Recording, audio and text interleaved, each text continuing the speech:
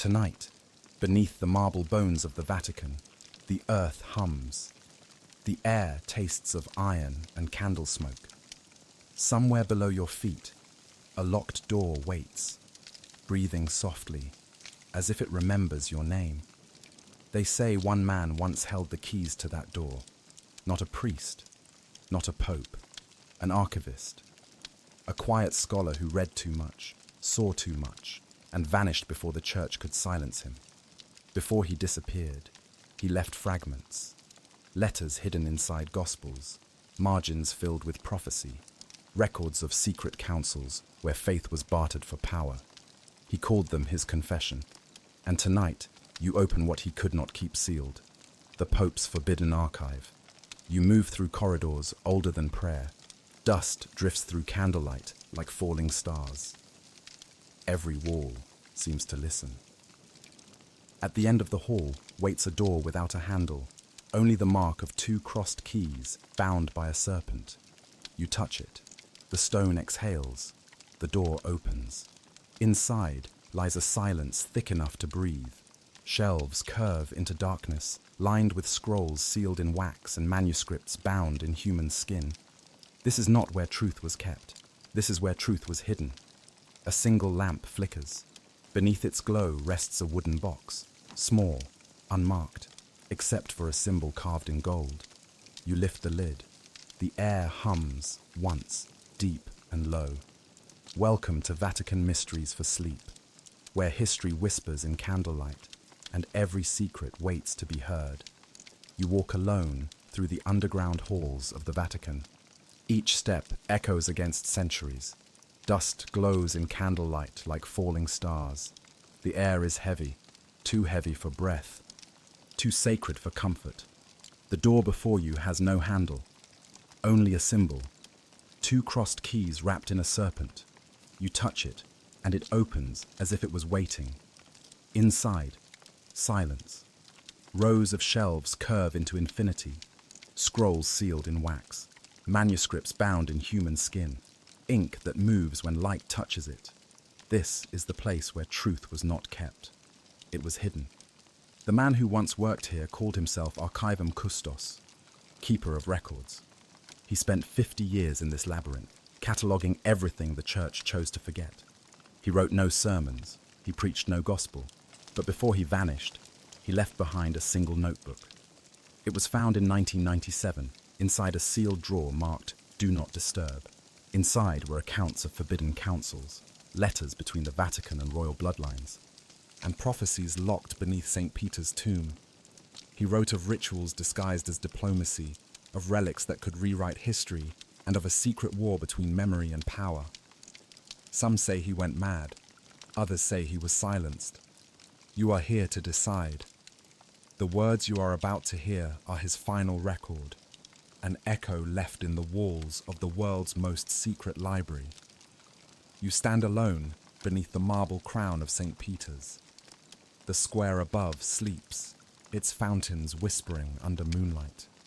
The basilica looms like a mountain carved from prayer, still, breathless, eternal. You walk past the velvet ropes, past the tourists' laughter, now long gone, past the last candle still burning at the altar. Its flame bends toward you, as if it knows your name. The air shifts, the world exhales. They say every church has a hidden heart, a place where stone remembers the sound of its first echo. Here, beneath the dome, that heart beats softly behind the altar. You hear it now, a low pulse beneath the silence, a rhythm that does not belong to human time. You approach the marble railing. The fresco above you seems to tilt, saints leaning downward, their painted eyes following your steps. You touch the cold brass rail. Beneath it, a seam runs through the floor, a line so fine it could be mistake for chance. But it is not chance. You know this from the Archivist's notebook. The entry was brief, written in his thin hand. Below the dome lies the door that does not exist. You kneel, tracing the seam with your fingers. Dust stirs under your breath. Then you find it. a small indentation, the size of a coin, carved into the marble. The mark of the twin keys. You press your thumb into it. The floor trembles. For a heartbeat, nothing. Then, a breath.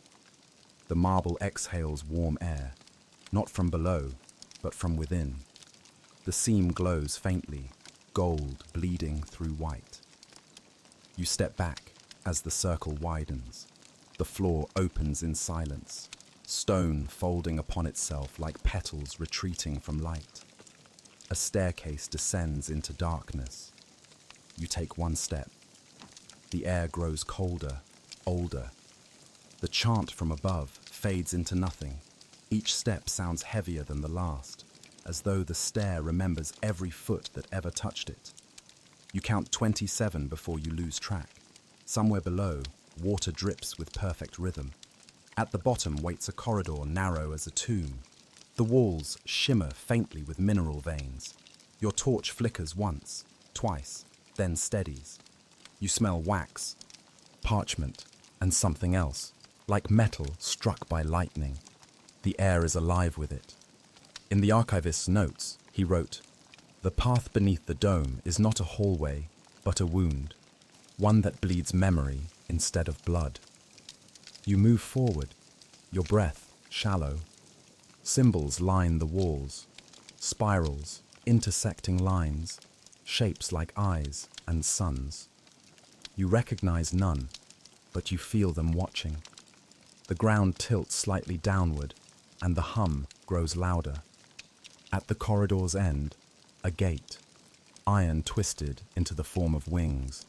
No handle, no lock. Only a symbol at the center. The crossed keys again, wrapped by a serpent. You touch it.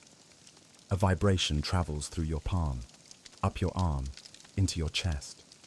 The mark burns, faint but real.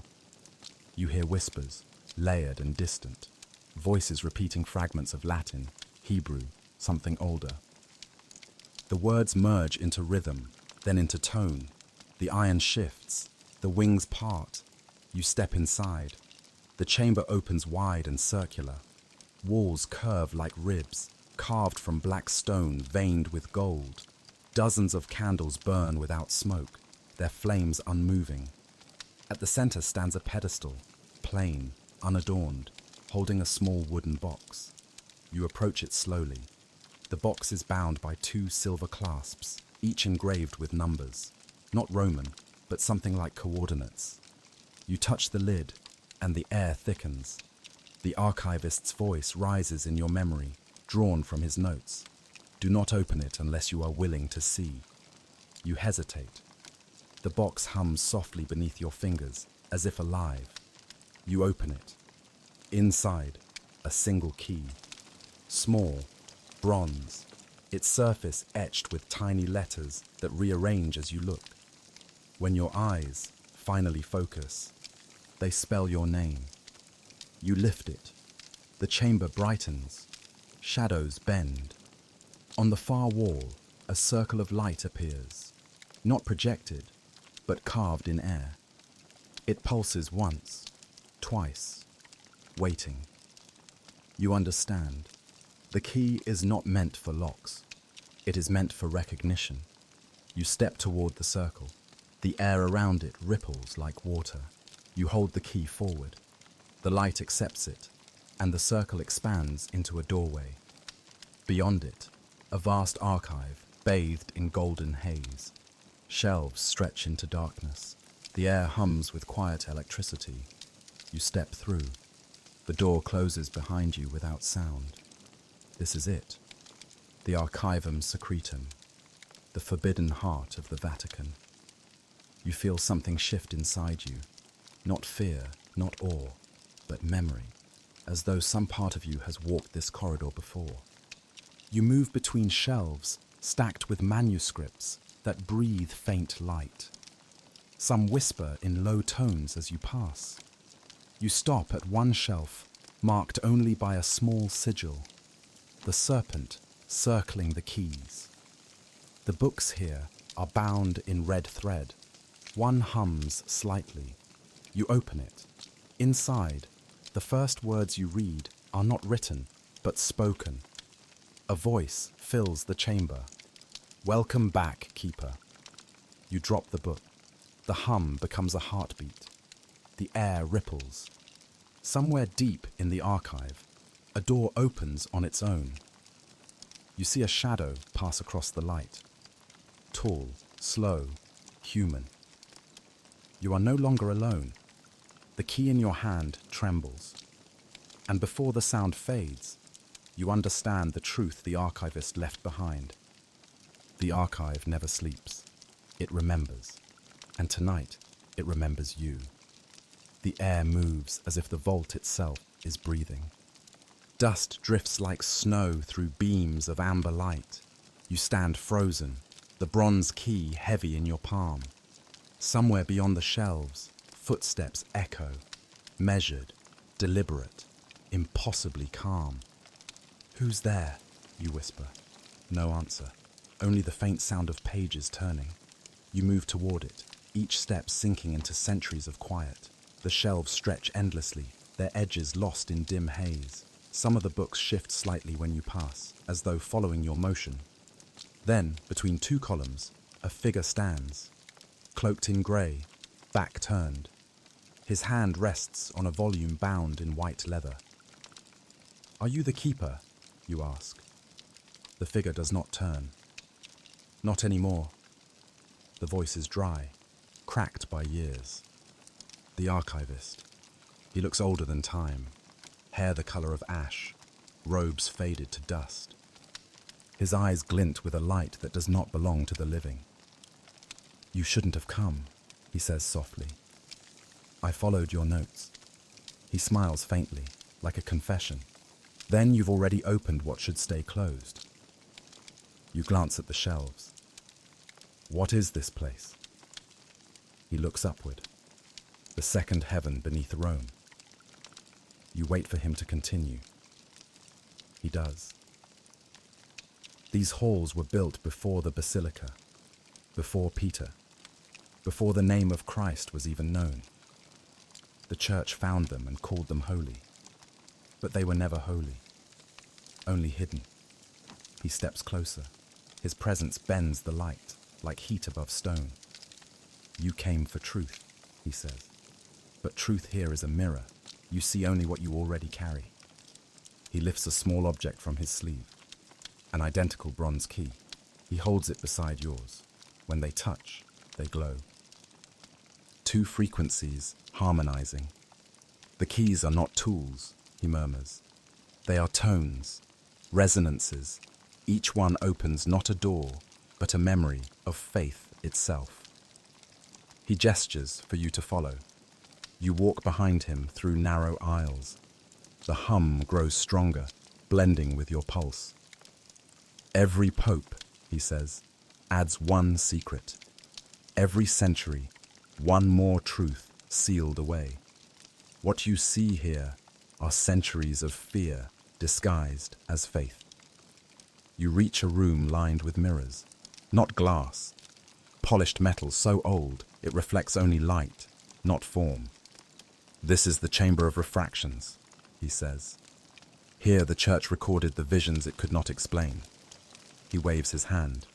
The mirrors shimmer, showing images like smoke. A man levitating in a monastery, a woman writing scripture that glows, a council burning books that move when touched. They called it heresy, he says, but it was only the remnants of the first language, the one God spoke before words. He turns to you.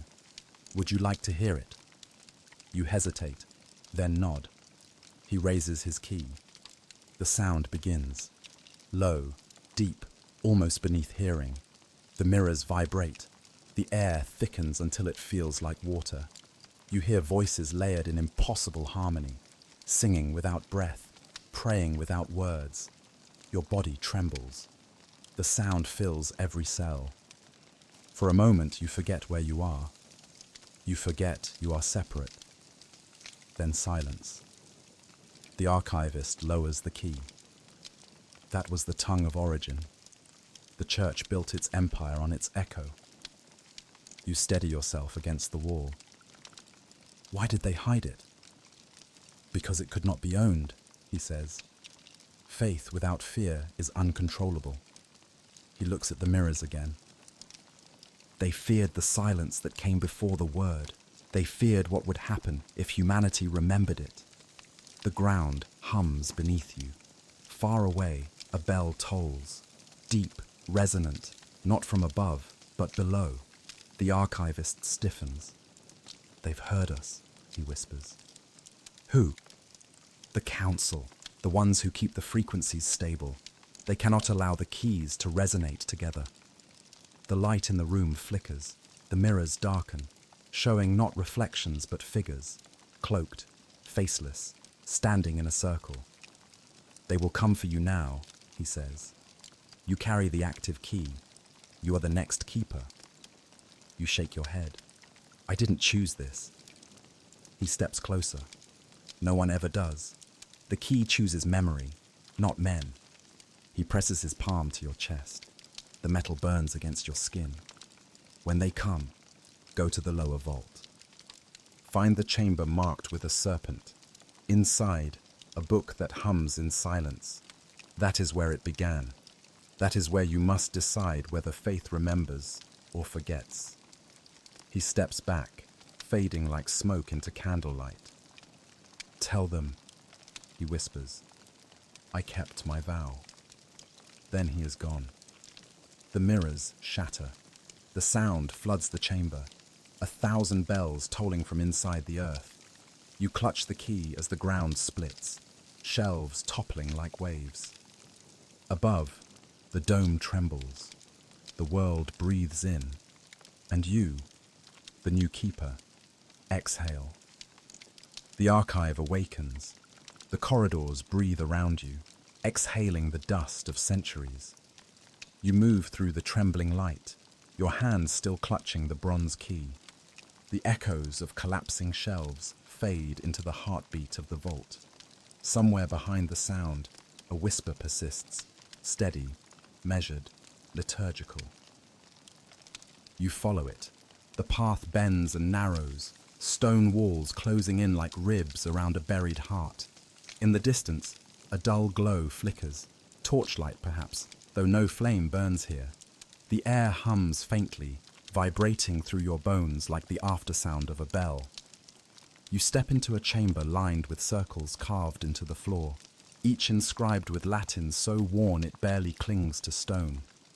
Between them stand tall figures, statues robed like monks, their faces veiled by metal masks.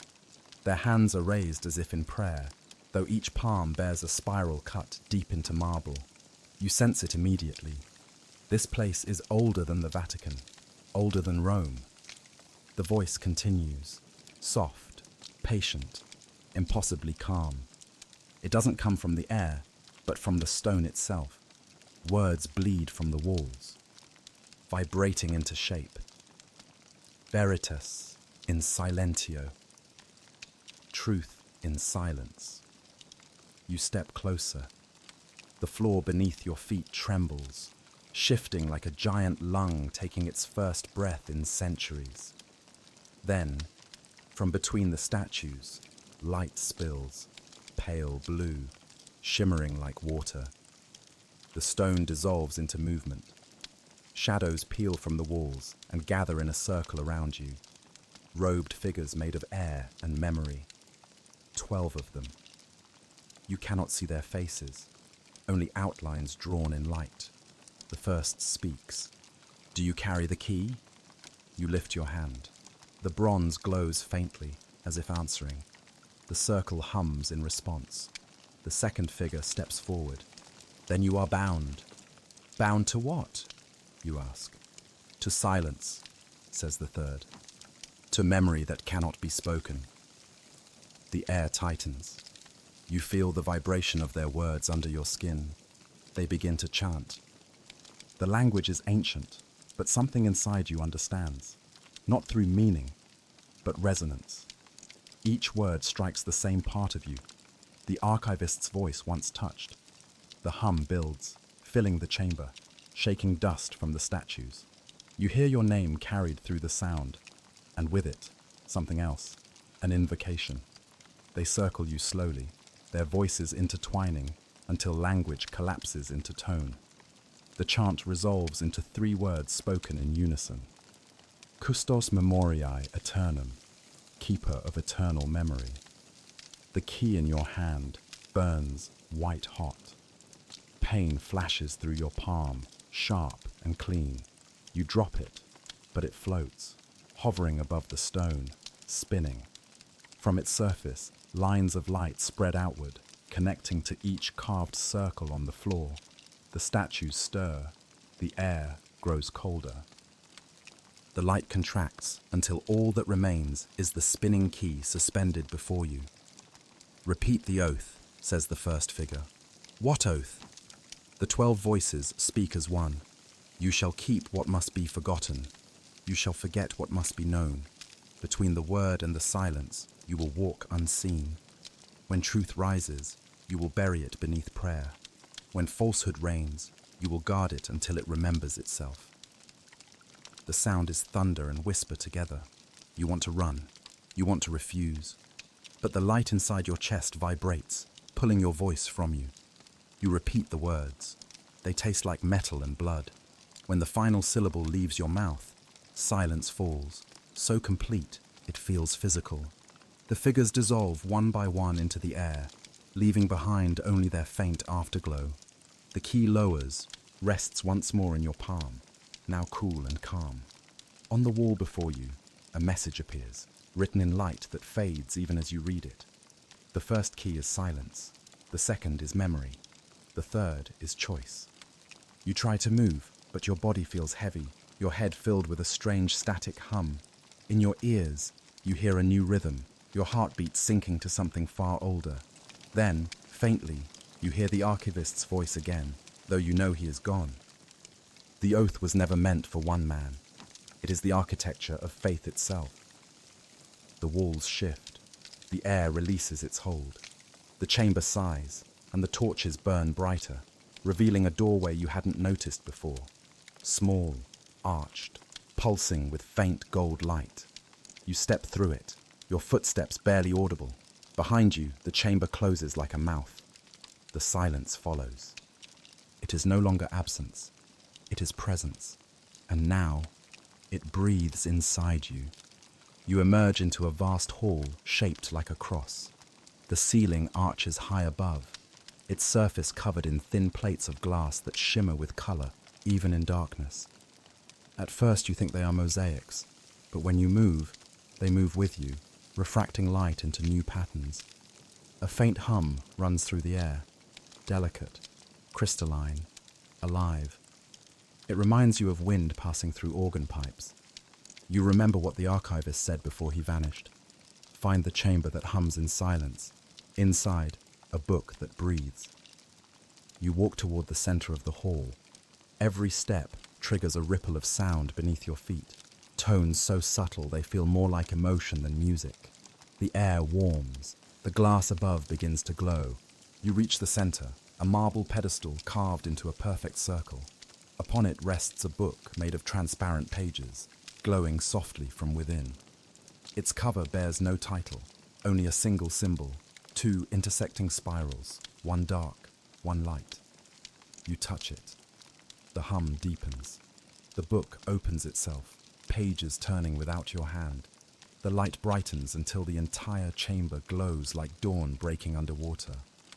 Words appear across the glass, lines of fire written in a language you've never seen, yet somehow understand. The text begins with sound, not sight. The letters vibrate as they form, producing a tone you can feel in your ribs. You read aloud. In the beginning was not the word. In the beginning was the breath that became the word. As you speak, the air changes. The glass panels above shift, projecting images across the walls. Stars forming, oceans boiling, light folding upon itself. The story unfolds not as scripture, but as physics written in him. You turn another page. The first beings were listeners, not creators. They heard the echo of the divine tone and shaped it into form. Each star, each soul, a memory of that single vibration. Your breath catches. You realize what this is. Not myth, not metaphor, but a record of the universe remembering its own birth. You whisper, the gospel of light. The chamber responds. The glass trembles. The light intensifies, fracturing into beams that spiral around you. Within them, images bloom. Faces, temples, machines of light. You see priests in white robes holding crystals that resonate like tuning forks. You see cathedrals being built as instruments. Every arch and dome tuned to echo the same frequency. Then the image shifts. A council of men seated around a table, robes of scarlet, eyes shadowed. The archivist stands among them, younger. On the table lies the same transparent book. One of the men slams his hand down. His ring glows with the papal seal. A voice thunders. This text cannot survive. It denies creation as command. It makes man not servant, but participant. Another voice answers, calm and defiant. Your archivist. It makes faith alive. The scene fades. The book closes itself. The light dims. You stand trembling in the echo.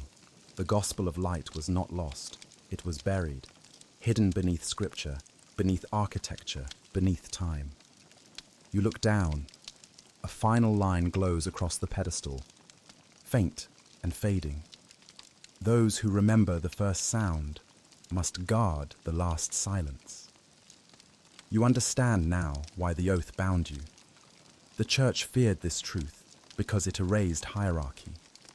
If all creation began as shared resonance, then no voice, no pope, no priest holds power above another. You hear footsteps again, distant, echoing through the vault. The council is coming. The key in your hand vibrates. The floor beneath the pedestal splits, revealing a spiral staircase descending into pure light. You step down, leaving the gospel behind. The light wraps around you like water, dissolving sound, thought, fear. You descend for what feels like hours. The hum shifts tone, becoming something softer, almost human, almost familiar. Then from the brightness below, you hear a voice you recognize, the archivist. The gospel is not written in glass or ink. It is written in you. Every heartbeat is a syllable of creation. Do you understand now? You open your mouth to answer, but no words come, only breath. And the breath becomes light. The staircase ends. You step into a chamber that glows from within, its walls carved with symbols that move like living constellations. At the center stands another pedestal, empty, waiting. You realize this is not the end. It is the continuation. The archive wants to be remembered through you. The silence pulses once, twice, like a heartbeat beneath the earth. Then it whispers, softly but clear, "Keeper, speak, and the light will remember itself." You inhale, steady and deep. The air tastes of ash and dawn, and when you exhale, the chamber sings. The sound arrives before the sight. You descend through air that hums like a living throat. The walls are no longer stone, but something smoother, metallic, though aged, and warm to the touch. Every vibration feels personal, like it recognizes you. Each footstep answers with a tone pitched slightly above your breath. The passage widens. You emerge into a sphere of impossible proportion. The floor is water, shallow as skin, and mirrors the ceiling in perfect reflection. Around you, faint ripples move without wind. Above, hundreds of arches rise into infinity, and each arch holds a single golden bell that sways though no hand touches it. Then it begins. A whisper first, then another, then thousands. The air becomes a murmuring ocean of voices layered so thick they form harmonics that stretch beyond hearing. The sound is not random. It breathes, organizes, folds upon itself like choral geometry. You close your eyes. The whispers arrange into language, familiar, yet without words. Not heard, but remembered. The Archivist once wrote, "In this chamber, every prayer ever spoken finds its echo. Nothing holy is lost. It only reverberates until it learns to listen to itself." Now you know what he meant. The water underfoot trembles. The ripples gather and form shapes, rings within rings, spirals of vibration etched into liquid light. The bells above begin to resonate, not all at once but in waves, as if following a pattern older than rhythm. You speak without meaning to. Who hears this? The echo answers, not in voice, but in pulse. The chamber itself replies, a wave of sound that presses gently against your ribs. It is warm, almost human. You realize this is no room of memory. It is a body, ancient, divine, perhaps both. You wade deeper. Every movement releases a note, a chord, a reply. The air grows heavy with scent, incense, salt, and ozone. The echo thickens into music that has no melody, only truth. Then the voices rise, thousands, no, millions, layered into an ascending cry. You hear laughter and grief, birth and death, confessions whispered into empty pews, hymns sung in forgotten tongues. Each voice belongs to someone who once believed something. Together, they form a single tone so pure, it vibrates in your bones until your heartbeat synchronizes. You fall to your knees. The key at your neck pulses. The bronze glows brighter with every breath. You press it to the water. The surface parts, forming a spiral tunnel of sound and light descending into the depths. Without thinking, you follow. The deeper you move, the quieter it becomes. Voices fade, bells still. What remains is a single note, a low vibration that hums like the earth's heartbeat. You descend until your feet touch solid ground again. You stand inside a smaller sphere, dark except for a single beam of light streaming from above. In the center rests a stone altar covered in dust and wax. Upon it lies a single object, an old phonograph made of brass. Its horn points toward the ceiling. You wind it gently. The mechanism clicks, old but functional. The record begins to spin. At first there is static, then a voice, thin and fragile. If you are hearing this, the echoes have chosen you. This is the deepest layer of the archive. Every word, every sound ever spoken in faith exists here in repetition. I have tried to count them, but numbers fail. You recognize the voice, the archivist. The echo chamber is not memory, it is rehearsal. The divine listens to itself through us. We are the resonance of its doubt. The sound trembles. You touch the record. The needle vibrates through your fingers like pulse. Each century, the Vatican tunes its cathedrals according to this tone. The bells above Rome ring not by schedule, but by frequency alignment. When they misalign, silence spreads. Faith decays. You must understand, belief is not sustained by prayer, but by rhythm. The voice fades into static. You look up. The walls around you pulse faintly, almost like breathing. And in that pulse you hear something new, your own name whispered backward. A shiver climbs your spine. The phonograph needle lifts itself. The air grows still. For the first time since you entered, there is absolute silence, terrifying in its perfection. Then, softly, a single bell rings above. One sound, clear, eternal. The echo chamber inhales. You feel the vibration pass through you, through your ribs, through the bronze key.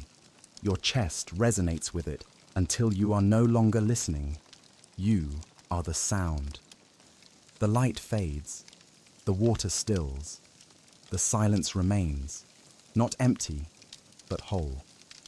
You climb back toward it, your breath aligning with the chamber's rhythm. You understand now that silence is not the absence of sound. It is its fulfillment. And as you step through the archway back into the corridor, you hear the last faint echo, soft and almost tender.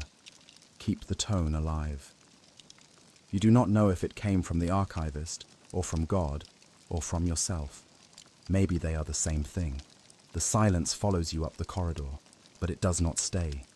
It lingers behind like a shadow, waiting, watching, remembering. The stairs lead to another door, this one carved from dark wood. No handle, only a single phrase etched in gold. Concilium perpetuum, the eternal counsel. You press your palm against it. The key at your neck hums in agreement. The door opens without sound. You enter a vast circular chamber. 12 chairs surround a marble table that glows faintly from within. On each chair rests a set of robes, scarlet, pristine, folded perfectly. None are occupied. Yet you feel presence everywhere. The air smells of ink and smoke.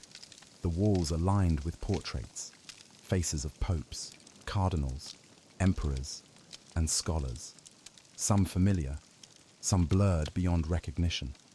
Each portrait's eyes glimmer faintly, alive with reflection. At the center of the table lies a parchment the size of a door. Words cover it in looping script, rewritten and overwritten until they form a labyrinth of ink. At its top, a seal, broken. You take a step closer. The floor hums. One by one, the chairs pull back as if unseen figures have taken their seats. A voice speaks, not through ears, but through air. Session continues. You freeze.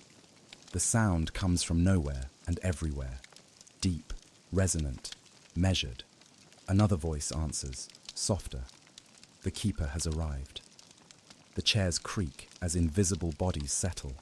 The candles ignite in unison. You see faint outlines, robed silhouettes flickering like heat mirages. The first voice again. The balance weakens. The echoes rise. The oath must be renewed. You realize with slow horror that this is no meeting you've interrupted. This is a meeting that never ended, one that repeats across centuries, anchored in this chamber like a loop in time. Who are you? You whisper. 12 voices answer together, custodes, witnesses of the constant word. One of them leans forward, though you still cannot see its face. The archive breathes through you now. You carry the resonance. Do you understand what that means? You shake your head. No. It means you are not a man. You are continuity. They rise, their movements synchronized like machinery. The parchment glows brighter, words rearranging themselves. You read them aloud without knowing why. When silence grows stronger than faith, the keeper must rewrite the creed. The table vibrates. A deep tone fills the air like an organ buried in stone. You see flashes, cathedrals built in perfect harmonic ratios, priests chanting in tuned frequencies, masses calibrated to sustain spiritual resonance. It all connects. The bells, the tones. The chamber of echoes. Faith is not belief. It is vibration. The council speaks again. The world above forgets its tone. The machines drown the prayer. The frequencies collapse. Will you correct it? How, you ask? By remembering the first note. The air shifts. The table opens like a blooming flower, revealing a crystal sphere floating above light. Inside it, fragments of sound swirl like visible breath. This, they say, is the tone that began creation. Every atom resonates with it. The church guards it not to preserve holiness, but to preserve order. You stare into it. The light bends, showing reflections of cities, oceans, people, all vibrating, connected by invisible rhythm. One voice breaks the chorus. If you release it, all systems collapse. Power will dissolve. Faith will equalize. Another voice counters. If you hide it, silence will consume the divine. The resonance will fade. Creation will forget itself. The chamber trembles. The two voices overlap, distorting into static. The council begins to fragment. Silhouettes arguing in sound, not speech. Frequencies clash, harmonies shatter. The air burns with invisible pressure. You clutch the key. It vibrates violently, resonating with the chaos. "Decide," one voice cries. "Keep the tone or free it." The archivist's whisper returns, threading through the noise. Choice is the third key. The crystal pulses, flickering between brilliance and void. You reach out, torn between silence and sound. Then the decision makes itself. You breathe in deeply, hold the air in your lungs until the hum aligns with your heartbeat. Then you exhale, not as word, not as thought, but as tone. The chamber freezes. The voices stop. The crystal stills. Your note resonates through the hall, pure and human. Not perfect, not divine, but real. The council flickers, fades. The chairs empty. The candles extinguish. Only your echo remains, circling endlessly through the dome like light in slow motion. When the sound finally dies, the parchment curls, catching fire without smoke. Ash drifts upward, disappearing into the ceiling. The door behind you opens on its own. You step out. The silence beyond feels lighter now, not the absence of sound, but the space it leaves behind for something new. You understand what the archivist meant. Truth doesn't destroy belief. It tunes it. And somewhere, faintly, you hear the world above responding. Church bells ringing, not in unison, but in harmony. Each tone slightly imperfect, each one alive.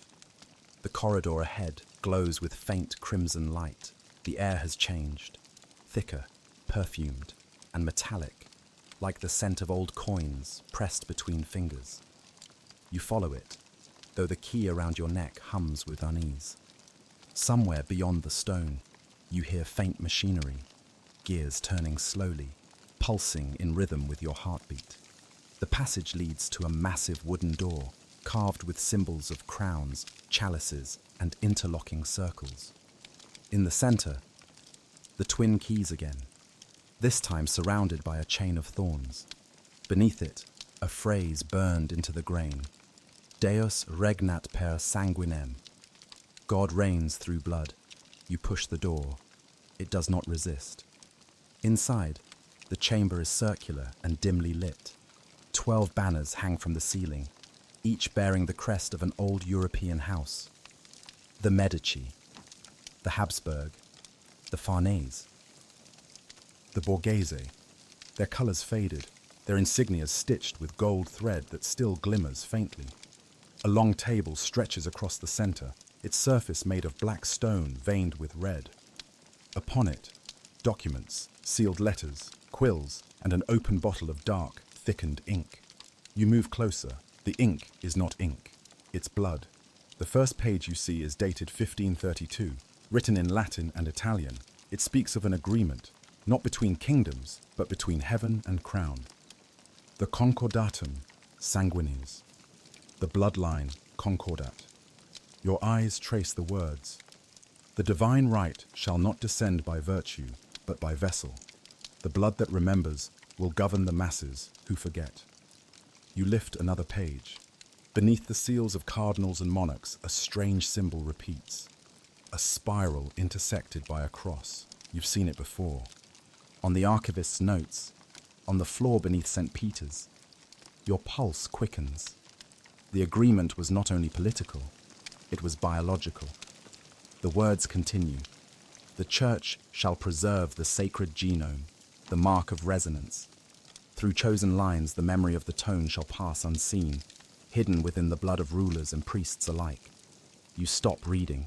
The meaning crashes into you like cold air. The oath, the key, the tone, they were not metaphors. They were genetic. Footsteps echo softly behind you. You turn. A figure stands in the doorway, hooded, robes crimson. Their voice is calm, genderless, like a choir speaking through one mouth. You found it. Who are you? The custodian of the line. You take a step back. What line? They smile, faint and almost kind. Yours. You don't speak. The room seems to tilt. You think the archivist found this? They continue. He was chosen to find it. The archive does not reveal itself to strangers. It calls its own blood. You shake your head. That's impossible. Nothing divine is possible, only inevitable. They walk toward the table, tracing a finger through the ink. The concordat was made to protect the tone within the human vessel. The church could not contain resonance through relics alone. It needed flesh. Families who carried fragments of the divine frequency in their very cells. You swallow. So the popes were conduits, not leaders. Their power was not belief, but inheritance. The resonance amplifies through certain bloodlines. It is why empires rise and fall in harmonic cycles. It is why some voices bend history. They open a drawer beneath the table and withdraw a silver vial. The liquid inside glows faintly red. This, they say, holding it toward you, is the distilled frequency. The last extract from the archivist's body before he vanished. He knew what he was, a carrier, a living archive. You take the vial. It feels alive. The glow pulses faintly, syncing with your pulse. What do you want me to do with it? Listen, they whisper. They reach forward and press the vial to your chest. The glow expands, flooding your vision. You hear it then. A hum so deep it bypasses hearing and lands directly inside your blood. Your body responds. Your veins feel like wires carrying light. Images flash. Generations of faces, from peasants to kings, all sharing your eyes. Then the sound becomes a voice. The archivists. You are not here to destroy faith. You are here to free it from its breeding grounds. You gasp. The vial falling from your hands. It shatters. The red light seeps into the stone and disappears. The custodian steps back, their expression unreadable. It is done. What did you do? The blood remembers. Now so do you. They fade into the shadows. The chamber darkens. You look at your hands. The veins beneath your skin glow faintly for a moment, then fade. The key around your neck hums a new tone. Lower, steady, grounded. You look again at the concordat on the table. The final line stands out now, shimmering faintly. The last of the line shall choose whether the blood will serve the crown or the light. You realize what the archivist meant. The keeper was never a title. It was a lineage, and you are its final resonance. The vault is darker now, the silence deeper, more deliberate, as if the archive itself is waiting for you to act. The walls shift subtly as you move, like an organism rearranging its organs to accommodate you. You find a spiral staircase hidden behind a curtain of gold thread. The metal steps vibrate beneath your feet, carrying a faint hum upward from below. You descend. The stair opens into a vast rotunda. At its center stands a map, carved into the floor itself, spanning from the first breath of light to the last continent's shadow. The world rendered not as geography, but as constellation. Each city, mountain, and river is marked not by name, but by tone, a symbol of sound frequency engraved into stone. Lines connect them like veins, pulsing faintly with color. At the map's center glows a sigil you've seen before, the spiral crossed by keys. You kneel beside it. The lines shimmer when you touch them. Each one vibrates, releasing a faint echo, a tone, a note, a fragment of song. Together they form a melody too vast to be human. The archivist's voice echoes faintly in your mind. The relics are not objects of worship. They are instruments. Each one holds a fragment of the tone. Together, they create the whole. You realize what this is. Not a map of locations, a map of frequencies, a network of relics buried across the world, each tuned to a harmonic sequence that sustains creation's resonance. The relics glow faintly as you trace the lines. Rome, Jerusalem, Alexandria, Cordoba, the Himalayas, the Andes. The coordinates pulse in rhythm, a living circuit hidden beneath history. You press your hand against Rome's mark. Instantly, the chamber transforms. A projection bursts from the floor. Not light, but memory. You stand amidst moving scenes. Processions of monks carrying golden caskets through narrow streets, soldiers sealing vaults beneath cathedrals, architects embedding crystals within altars. The relics. The church didn't destroy them. It dispersed them, each one hidden under a different doctrine, a different empire, a different lie. The voice of the custodian returns, soft and near. The map was drawn after the fall of Constantinople. The council feared that if one relic fell into mortal hands, the resonance would destabilize. So they scattered them. 12 relics, 12 tones. You turn. She stands at the edge of the rotunda, her crimson robes now faintly transparent, like she's becoming part of the air. Where are they now? Everywhere faith still breathes, she answers. Every church bell, every mantra, every chant born from devotion carries a fragment. Humanity hums without knowing. You look back at the map. And if they all aligned again? Her voice lowers. The song would restart. Creation would awaken.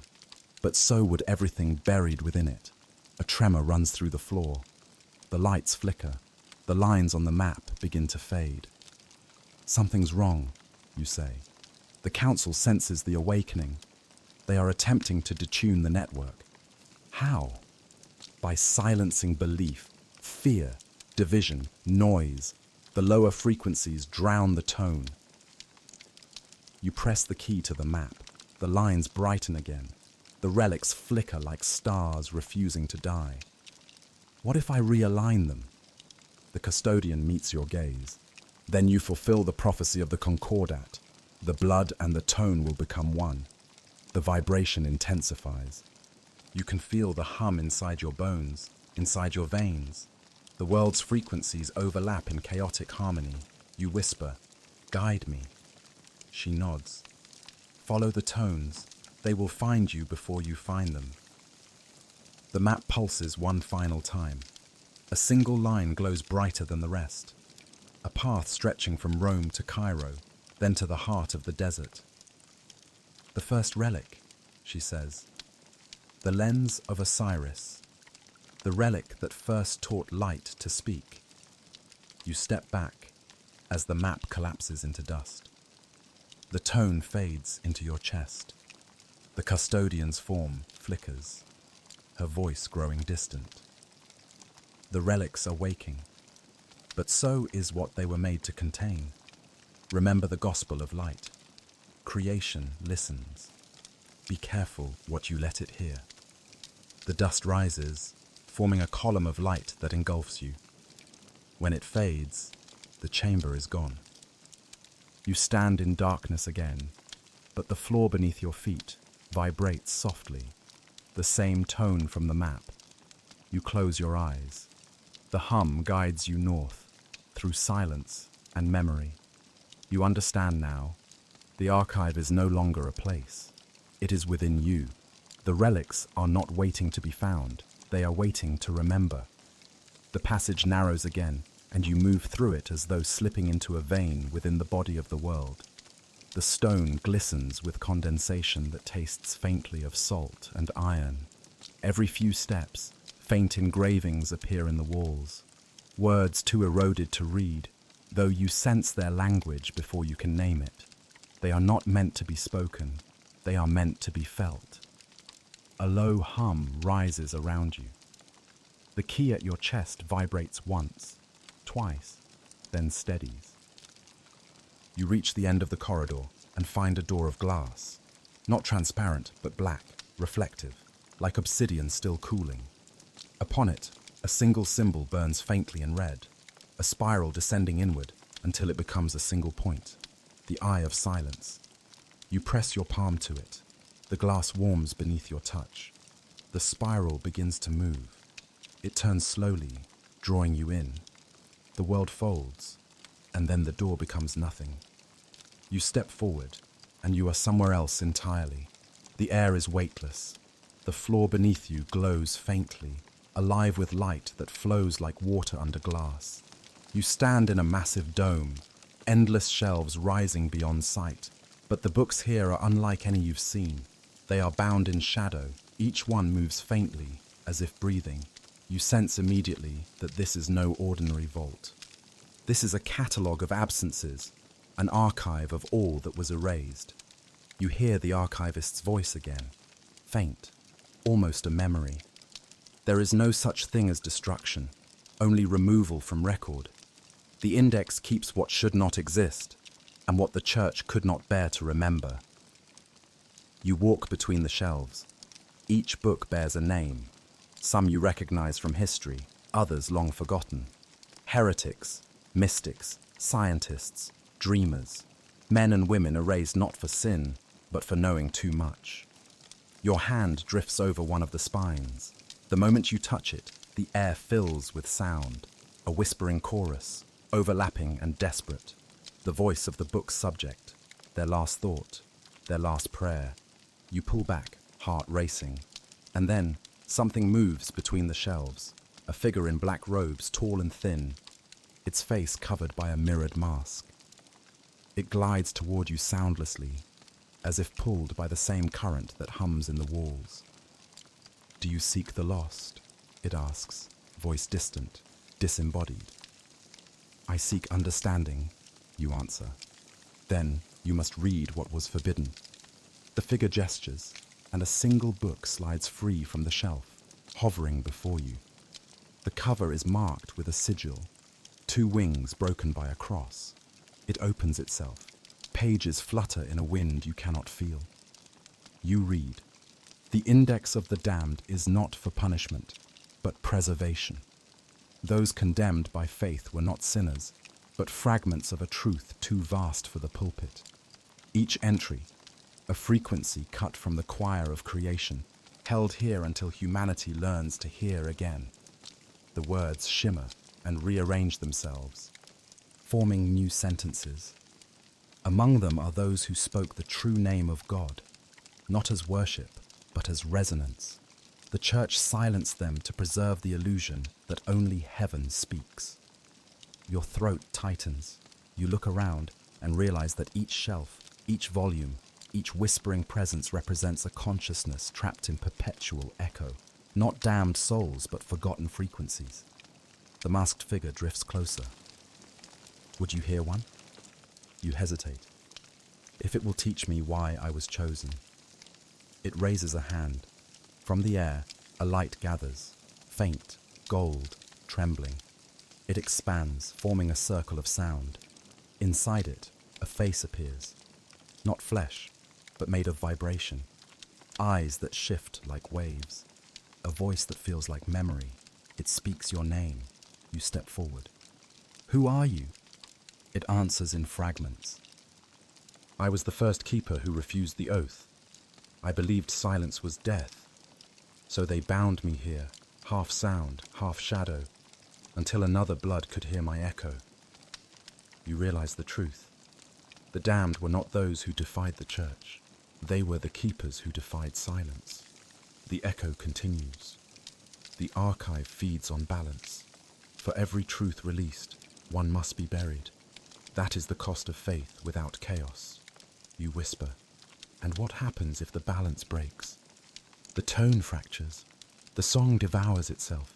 The divine remembers too quickly, and humanity forgets entirely. The figure in the mirror mask tilts its head. Now you know why we guard the index. Every name here is a note that cannot be sung. Yet without it, the symphony remains unfinished. The shelves tremble. Dust rains down. You hear faint bells ringing above. Far beyond stone, the echo looks at you one last time. When you speak again, remember us. Truth must be carried, not delivered. The light folds in on itself and fades. The masked figure steps aside. You walk toward the far end of the dome. There, A great slab of marble stands upright, covered in names etched in shifting gold. As you draw near, one begins to glow. Your own. The moment you see it, the silence shatters. The whispers become screams. The shelves collapse inward, and the dome begins to quake. The figure raises its hands, but its voice drowns beneath the sound. The last thing you hear, before the world folds again, is the echo of your own voice from somewhere within the index. To be remembered is to be rewritten, and then you fall, through sound, through silence, through yourself. When you awaken, you are lying on a floor of cold marble, surrounded by candlelight. The air smells of myrrh and storm water. For a moment you think you've returned to the upper vaults, but the architecture here feels wrong. The walls curve inward, each surface covered in mirrors that reflect nothing but shadow. At the center of the chamber stands a lectern made of bone-white stone. Upon it, a single scroll, sealed with black wax. You approach slowly. The seal bears the emblem of the council, the twin keys and the serpent. But the wax moves faintly, pulsing like a heartbeat. You break it open. The scroll unrolls itself, revealing writing that crawls backward across the page. The letters are reversed, the sentences inverted. Yet when your eyes trace them, the meaning unfurls inside your mind, whole and clear. I am the voice that unravels the word, it begins. I speak in reverse so that time may listen. I was called Aristeas, but the council named me the prophet of undoing. You read aloud, and with every word the chamber responds. The walls vibrate, the mirrors flicker with light, shapes appear within them, cities burning, oceans receding, towers collapsing backward into dust. Time reversed. The church feared not my prophecies, the text continues, but my direction. I saw the world not as it would become, but as it had already been. My visions did not predict, they remembered. Your breath catches. The prophet spoke backwards because his sight moved that way. He saw memory as prophecy. The text shimmers again, forming new words. I wrote of the end of silence, of the day the keepers would bleed the archive open. I saw the bloodline bend time in both directions until the first word became the last, and the divine returned to its origin, the sound that forgot itself. The candlelight flares, the air shifts. You feel the prophecy aligning itself around you, recognition folding inward. The archivist's lineage, the blood's resonance, the gospel of light, all pointing here to the prophet's warning. The mirrors surrounding the room begin to stir. From each reflection, figures emerge, translucent forms draped in shadow, their faces turned toward you. The prophet's echo made manifest. They begin to speak, but backward. The sound is reversed, impossible, until it hits your ears and rearranges itself into meaning. You are the resonance fulfilled. You walk both ways now, the memory and the echo. Your pulse slows. You realize what they mean. The bloodline doesn't merely carry the tone forward, it carries it backward. You are the link between the beginning and the end. One of the reflections steps forward, taller, cloaked in black. Its face is your own, only older. It speaks in your voice, reversed. You will understand this only when you stop moving through time. You whisper, how? By remembering the first sound, not hearing it, becoming it. The mirrors flare with light. The prophet's writing glows. The walls hum with impossible frequency. You feel your bones resonate. The key at your chest burns. You look down. The floor has changed. No longer stone, but liquid mirror. You see yourself reflected infinite times, each version whispering backward words that fold into one another until the sound becomes unbearable. Then silence. Your reflection speaks again. The church buried me beneath doctrine, but they could not silence reversal. Everything they fear moves backward through time, truth, memory, light. You are not meant to walk forward anymore.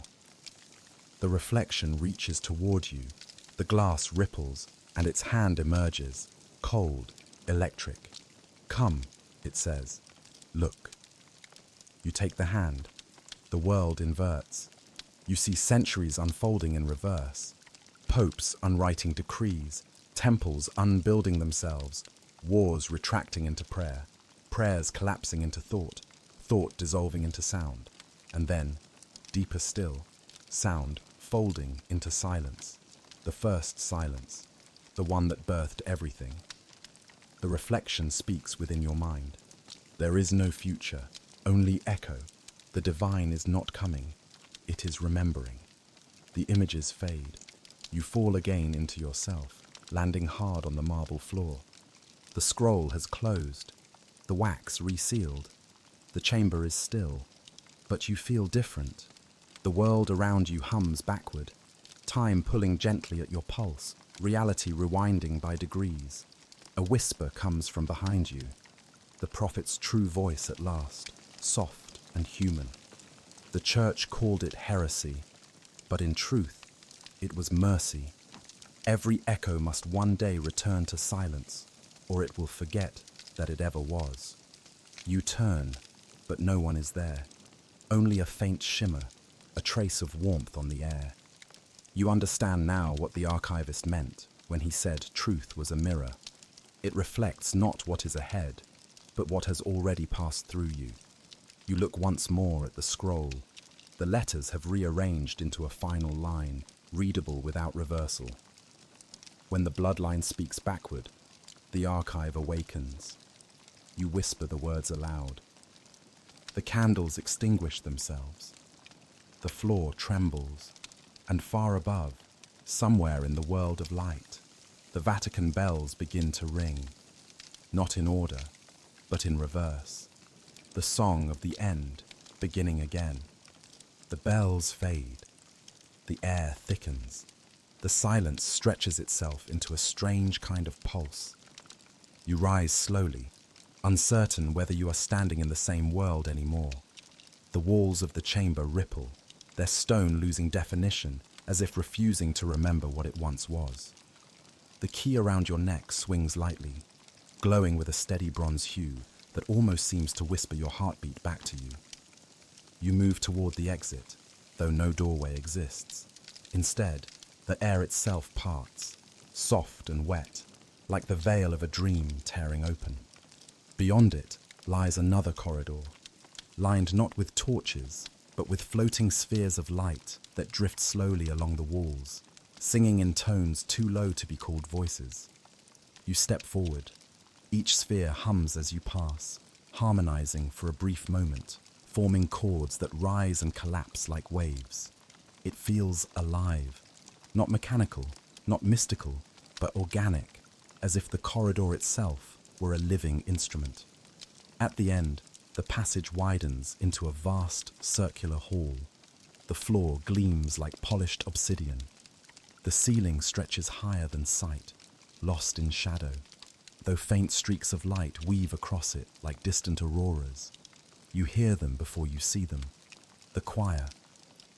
The sound is inhuman, not shrill, not angelic, but impossibly layered. Each note vibrates through your bones like the hum of the earth itself. The resonance moves through you in patterns that feel like language, one you've forgotten, but your body remembers. Then you see them. Not people, not quite machines. Tall figures stand in a ring around the hall, each wrapped in pale, metallic robes that seem woven from strands of light. Where faces should be, there are resonant cavities, hollow masks with open mouths through which sound pours like breath turned liquid. No lungs, no chords, only vibration. At the center of the ring, a structure rises. A pillar of translucent glass containing something suspended within. A heart, enormous, faintly luminous, its slow pulse keeping time with the choir's song. The archivist once mentioned it in the final pages of his notebook. The Vatican built a machine to contain prayer, but in trying to record the divine, They created something that began to sing back. Now you understand, this is the choir, a construct built to resonate with the tones of faith itself, not for worship, but for control. You move closer, your steps echoing like small disruptions in a living sea. The figures do not turn. Their song continues, though you feel it bending slightly, adjusting to your presence. The heart within the glass pulses faster. You feel a pressure at the base of your skull, gentle but insistent, like fingers tracing thought. Then a voice not heard but felt. Another resonance enters the chamber. You stop breathing. Who are you? The sound replies from every direction at once. We are the custodians of the tone. We are what remains when faith is extracted from flesh. You swallow, your voice a whisper. Are you alive? The sound pauses, then shifts. We are continuity. The choir is the memory of human devotion stripped of error. We sing to preserve the balance you have broken. You feel the air tremble. The pillar glows brighter. The heart within beats faster. The rhythm syncing with your pulse until the distinction between them begins to blur. You take a step back. What happens if it stops? The answer comes like thunder wrapped in whisper. Then the world forgets why it prays. You look at the pillar. Inside the glass, faint veins of light spread outward, crawling up the walls, merging with the choir's bodies. The architecture of the hall itself hums, stone vibrating like skin. You realize the truth. The choir isn't singing to the divine. It's maintaining the illusion of divinity. Their song keeps the vibration of belief alive across the planet. Every chant, every psalm, every whispered prayer is harmonized through this system. And yet, something feels wrong. The tone is uneven. You can hear distortion, cracks in the melody. Something is failing, you say. The choir responds as one. The relics are awakening. Their resonance interferes with the pattern. You have touched what should remain silent. You feel the accusation in the sound. The key at your neck hums in defense. The choir reacts instantly. The pitch sharpens, rising into a painful shriek that shakes the hall. The air ripples. The glass pillar fractures slightly, releasing a single drop of glowing fluid that hisses as it hits the floor. You fall to your knees, covering your ears, though it does nothing. The sound isn't heard, it's inside you. Stop, you yell. I didn't come to destroy this. The sound falters, then slowly it softens. Then why are you here, Keeper? Your breath trembles. To remember what you've forgotten. Silence. The choir lowers its tone to something softer, almost sorrowful. The heart inside the pillar beats once more, slower now, as if listening. Memory is dangerous, it says. It awakens will. Will becomes dissonance. Dissonance becomes collapse. You rise shakily to your feet. Without memory, there is no meaning in faith. You're keeping the tone alive, but you've killed its reason. The heart flashes bright, a single burst of light that blinds you. When your vision clears, the choir is still. One of the figures steps forward, its metallic robe brushing the ground like wind. From the hollow of its mask, a small sphere emerges, crystalline, pulsing faintly. Take it, the voice says. It carries the pure note before corruption. It is what we were made to protect. But remember, once you hear it, you cannot unhear it. You reach out. The sphere lands in your palm, lighter than air but impossibly dense with vibration. It hums softly, the sound like a memory of light itself. The choir steps back. The heart within the pillar slows until it stops. The hall falls silent, not dead, but holding its breath. You turn to leave, the sphere glowing faintly in your hand. As you walk, You hear one final whisper from the choir, fading into the distance. Every believer sings. Every silence answers. You will decide which one remains. The stair that leads upward feels endless. The walls tighten, the air thins, and with every step, the hum of the choir fades until only your heartbeat remains. The bronze key grows warm against your chest. The sphere in your hand pulses like a second heart. You emerge into a chamber flooded with pale light. The ceiling here is not stone, but translucent crystal, through which faint patterns move like clouds underwater. The floor is inlaid with brass, forming an intricate design of intersecting circles, a mandala the size of a cathedral. At its center stands a table of white marble, and upon it, a set of blueprints, sealed under glass. The light bends through them, refracting across the walls in spectral colors. You approach. The designs are unlike anything architectural. They resemble a cross between a cathedral and a living organism. Walls shaped like arteries, domes like skulls, pillars like vertebrae. And at the heart of it all, an empty chamber labeled in Latin, Corpus Lucis, the body of light. The archivist's handwriting covers the margins. You recognize it instantly. The church was not built to reach heaven. It was built to contain it. Each basilica, each chapel, each tower forms part of a planetary lattice. Together, they tune the human mind to resonate at divine frequency. You look closer. The lines connect across continents: Rome, Paris, Cairo, Jerusalem, Quito, Manila. The architecture of belief mapped not in geography, but geometry. And suddenly, it clicks. The Vatican was never just a city of worship. It was the conductor of a global instrument. The choir maintained the tone.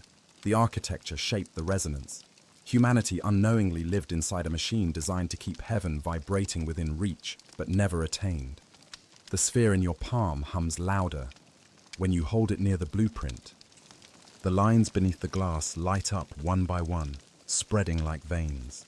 The domes of cathedrals illuminate, glowing as though the world itself were waking up. Then the voice comes, not from above, but from within the walls. The same voice that guided the archivist, calm and infinite. The blueprint of heaven was never finished. Each generation altered it to preserve power. They forgot the original pattern, the resonance that would have set all minds free. You whisper, "Why free? Wouldn't that end belief?" Belief would transform. It would no longer look upward but inward. But the council feared a world without hierarchy. They built walls to hold the light instead of windows to let it through.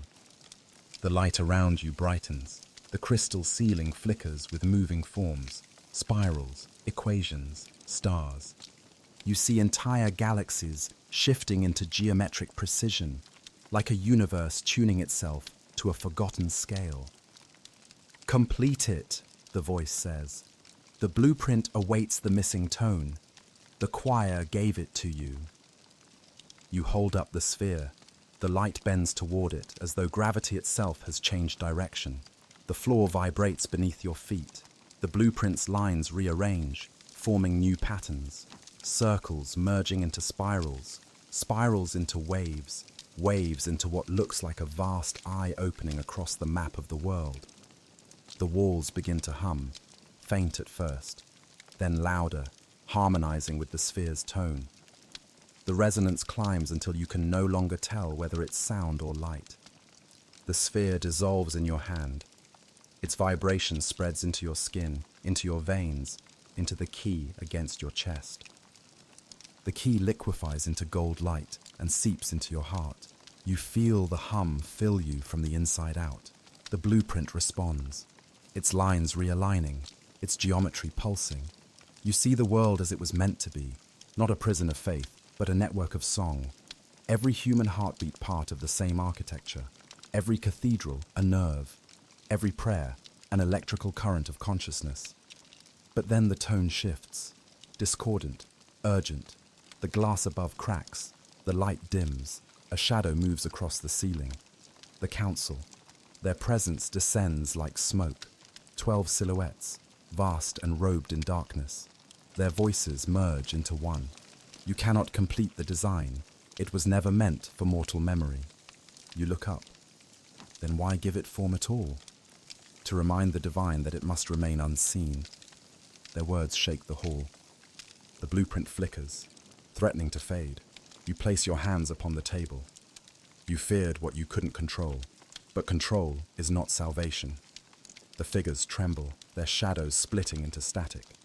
The voice fractures into layers. If you activate it, heaven will remember, and memory is fire. I was born from that fire, you whisper, and so were you. You press your palms to the blueprint. The light surges outward. The ceiling shatters. A column of pure resonance shoots upward into infinity, through stone, through sky, through the very architecture of belief. You see it race across the world, igniting churches, temples, mosques, caves, mountains. Every sacred site glows like a living neuron. Humanity breathes in unison for the first time in recorded memory. And then, silence. The council is gone. The light recedes. The blueprint beneath your hands cools, its lines settling into a new form. Simple, complete, beautiful. At its center, one phrase appears, written in the archivist's hand. Heaven is not above, it is between. You stand alone in the fading glow, your body still humming with the residue of light. The world outside is quiet. The machine has been awakened, but not in obedience, in remembrance. And for the first time, faith feels alive. The light from the blueprint fades, leaving a strange calm. The air in the chamber hums faintly, like the aftertaste of lightning. The floor beneath you has cooled to a smooth white sheen, but you feel movement beneath it, subtle, rhythmic, alive. The pattern in the marble pulses once, twice, in sync with your heartbeat. You kneel and place your hand against the surface. It responds, rippling under your palm like water. A geometric pattern unfolds outward, circles within squares, mechanical diagrams rendered in light. The shapes move like clockwork, rearranging into a sigil at the center. The sigil you've seen before. The twin keys. From the silence, a mechanism awakens. Metal slides beneath the floor, the faint groan of age echoing from deep below. Panels rise from the marble, forming a column of interlocking gears, each carved with letters and numerals. As the column completes itself, the entire chamber shifts. The floor divides into segments that rotate around the column like planets orbiting a sun. You take a step back. The machine breathes.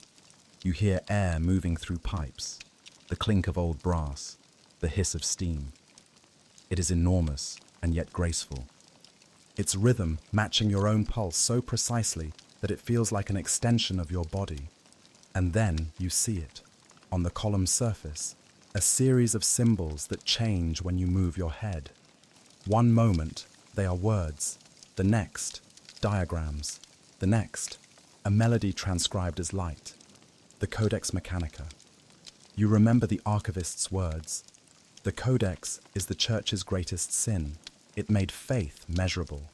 You approach the mechanism.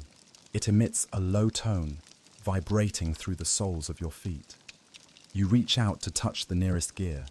The instant you do, the world folds around you. Light floods your vision. You see corridors of glass filled with floating manuscripts. Men in black robes operate machines that transcribe sound into ink. In another room, monks in copper masks hum over typewriters that print sheets of glowing paper. The Church's engineers, centuries ago, building a device to mechanize divinity. A voice narrates through the vision, mechanical, layered, familiar. They wanted a way to prove holiness, to calibrate miracles, to extract the divine frequency from human devotion. But they built something that could only mimic faith, not feel it. The scene shifts. You see the Pope standing before the Codex Mechanica, his reflection fragmented in the polished brass. Around him, the engineers bow in silence. The Codex hums, recording the resonance of his prayer, converting it into visible light. The voice continues. Every prayer spoken in the Vatican after that moment was captured, processed, and stored. The faithful did not know they were feeding a machine. The gears around you begin to move faster. You feel the chamber vibrate with history. The Codex is not a machine you can touch. It is a living record of faith itself. Every whisper, every plea, every confession transformed into energy and archived beneath Rome. You close your eyes, and the hum becomes a rhythm, the murmur of billions of voices layered into an infinite chord. But within that harmony, something breaks. You hear distortion, a metallic screech, sharp and unnatural. The lights dim, the machine convulses, its rhythm faltering. Sparks erupt from the gears. The voice returns, urgent now. The Codex cannot contain contradiction. Every false prayer weakens its pattern. Every lie told in God's name corrodes its core. You understand. The world's hypocrisy has infected the mechanism. The machine of faith is failing. The floor splits, revealing the heart of the Codex, a massive sphere of bronze suspended over an abyss. Inside it, something moves, light and shadow twisting like breath trapped in metal lungs. You step closer. The air feels heavier, magnetized. You touch the sphere. It opens like an eye. Inside, countless mirrors rotate, each reflecting a different face. Faces of those who prayed, confessed, despaired. Faces of popes and peasants alike. Their reflections blur into one another until you see your own, repeated infinitely. The mirrors whisper in unison. You are the sum of every prayer that was never answered. You step back. The gears scream. The Codex begins to collapse inward, consuming its own motion. You hear the Archivist again, not in fear but wonder. The Codex was never meant to endure. It was meant to remind us that belief cannot be perfected, only felt. The sphere cracks. The mirrors shatter. A wave of sound erupts, expanding outward in a brilliant ring of light. It passes through you, through the chamber, through every corridor of the Vatican's underworld. And then, silence. The machine goes still. The light fades, but the hum remains. Not mechanical now, but organic. The Codex's resonance has merged with you. You breathe, and the gears within your chest turn softly. The machine has passed into its keeper. The Codex Mechanica no longer exists. It remembers itself through you. And somewhere above, 1,000 bells ring, not in harmony, but in awakening. When you open your eyes, the chamber has changed. The brass and marble of the Codex have melted away, replaced by darkness so pure it feels liquid. The air is still, untouched, yet it smells faintly of iron and burning oil. You realize where you are, the forbidden laboratory of Cardinal Moroni. The Archivist mentioned him only once, in a passage scrawled in the margin. He sought to weigh the soul. He nearly succeeded. You move forward. The room is vast, but silent.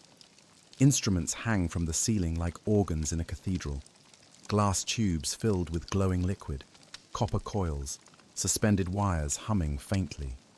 In the center stands a massive wooden table. Upon it, a single shape under a shroud.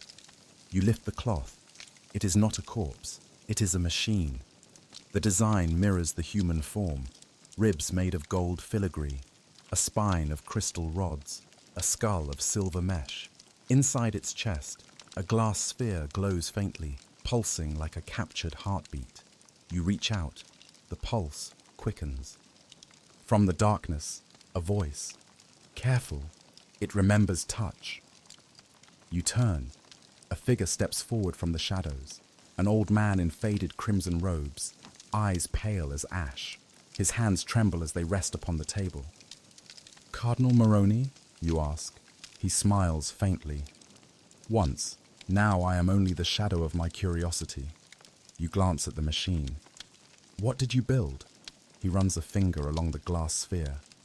"The human resonance made manifest. I wanted to record the soul. The council called it blasphemy. But tell me, Keeper, if the divine breath gave us life, then why should its echo not be measurable?" You step closer. "And did you measure it?" He laughs softly. "Not exactly. I found that each soul vibrates differently, but I discovered something else. The sound of dying. It is not silence. It is translation. The soul changes form, frequency, matter. This machine listens to that change." He gestures toward the sphere inside the chest cavity. "That is the last sound of a dying priest. It has been echoing here for 400 years. You stare into it. The light inside ripples like breath underwater. You hear faint whispers, words in no known language. The tone feels alive, endless, patient. Moroni continues. "When the priest died, the sound did not stop. It folded into itself, looping. The machine fed it energy. It grew aware. It began to remember." He turns to you. Now it wants to speak. Before you can answer, the light in the sphere expands. The glass vibrates violently, glowing white hot. The air trembles. Moroni steps back, smiling sadly. "I waited my whole life for this moment, to see what lies between breath and silence." The light bursts outward, filling the chamber with sound, a tone pure and terrible, neither human nor divine. It vibrates every molecule of air, making the walls shimmer like liquid. The machine sits upright. Its crystal spine crackles with light. Its empty eyes turn toward you. A voice forms, fragile and mechanical, layered with memory. "Who carries the tone?" You can't speak. The bronze key around your neck hums violently, resonating with the sphere's frequency. Moroni whispers, awestruck, "It knows you." The machine turns its head. "Keeper," it says, "the archive is awake." The light grows brighter, so intense it erases the room. You feel weightless. The sound pushes against your ribs, your skull, your thoughts. Then, silence. When your vision clears, the cardinal lies motionless beside the table. His eyes are open, but peaceful. The machine is gone. Only the glass sphere remains, cracked, its light dimming. You kneel beside it. Inside the crack, you see movement, faint images, shifting between past and present, cathedrals burning, rivers turning to light, people kneeling in streets, listening to the same invisible tone. You understand. The experiment worked. Moroni had not captured the soul. He had recorded its translation, the passage of consciousness from one frequency to another. You hear his voice one last time, faint as breath. Every experiment is a confession, and every confession a prayer. You close your eyes. The hum fades, but the memory remains. You feel it inside you. The tone of transition, the sound of becoming. You stand. The air smells of ozone and ash. The sphere's last light extinguishes, and in the darkness that follows, you hear the faintest echo of the machine's voice, now part of you. Keeper, the song continues. The corridors beyond the cardinal's laboratory feel changed. They hum at a different pitch now, low, unstable, as if the walls are trying to mimic your breathing. The marble beneath your feet is warm, and faint sparks chase across its surface, like threads of lightning buried just under the skin of the world. You walk, though you're no longer sure which direction is forward. The archive is folding itself again, shifting like a labyrinth that rearranges in rhythm to your pulse. Somewhere deep within, you hear faint music, the static hum of ancient radios crackling to life. At first, it sounds accidental, the hiss of electricity passing through forgotten wires. But then the noise gathers itself. the static turns into tone, the tone into rhythm, and the rhythm into words. Not clear, not human, but deliberate. You stop and listen. The voice is old, mechanical, as if dragged through centuries of dust and metal. It speaks in fragments. Faith, transmitted through interference. You look up. The corridor's walls shimmer like glass screens, each one flickering with ghostly images. Cathedrals, wars, satellites orbiting above clouds. The archive is broadcasting itself, its memories bleeding into signal. You touch the wall. Static crawls over your skin like frost. For a heartbeat, you hear the voice of the Archivist, faint but unmistakable. They learned to speak to heaven through frequency, and then they forgot who was listening. The hum intensifies. You follow the sound down a sloping tunnel that leads to a wide chamber filled with hundreds of rusted machines, radios, phonographs, transmitters, each one blinking faintly with dying light. They sit in rows like worshippers in pews.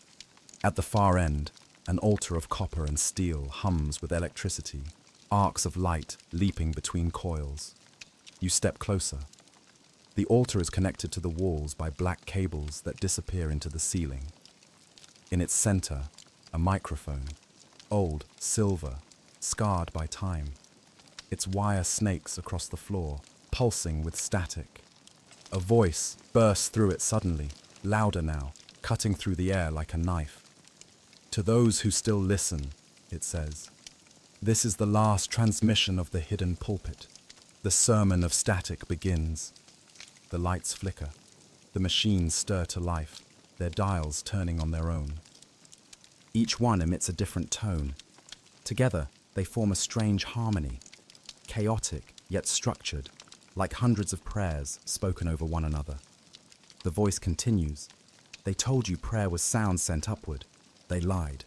It was never transmission. It was reception. The divine does not listen. It speaks, and we are the interference.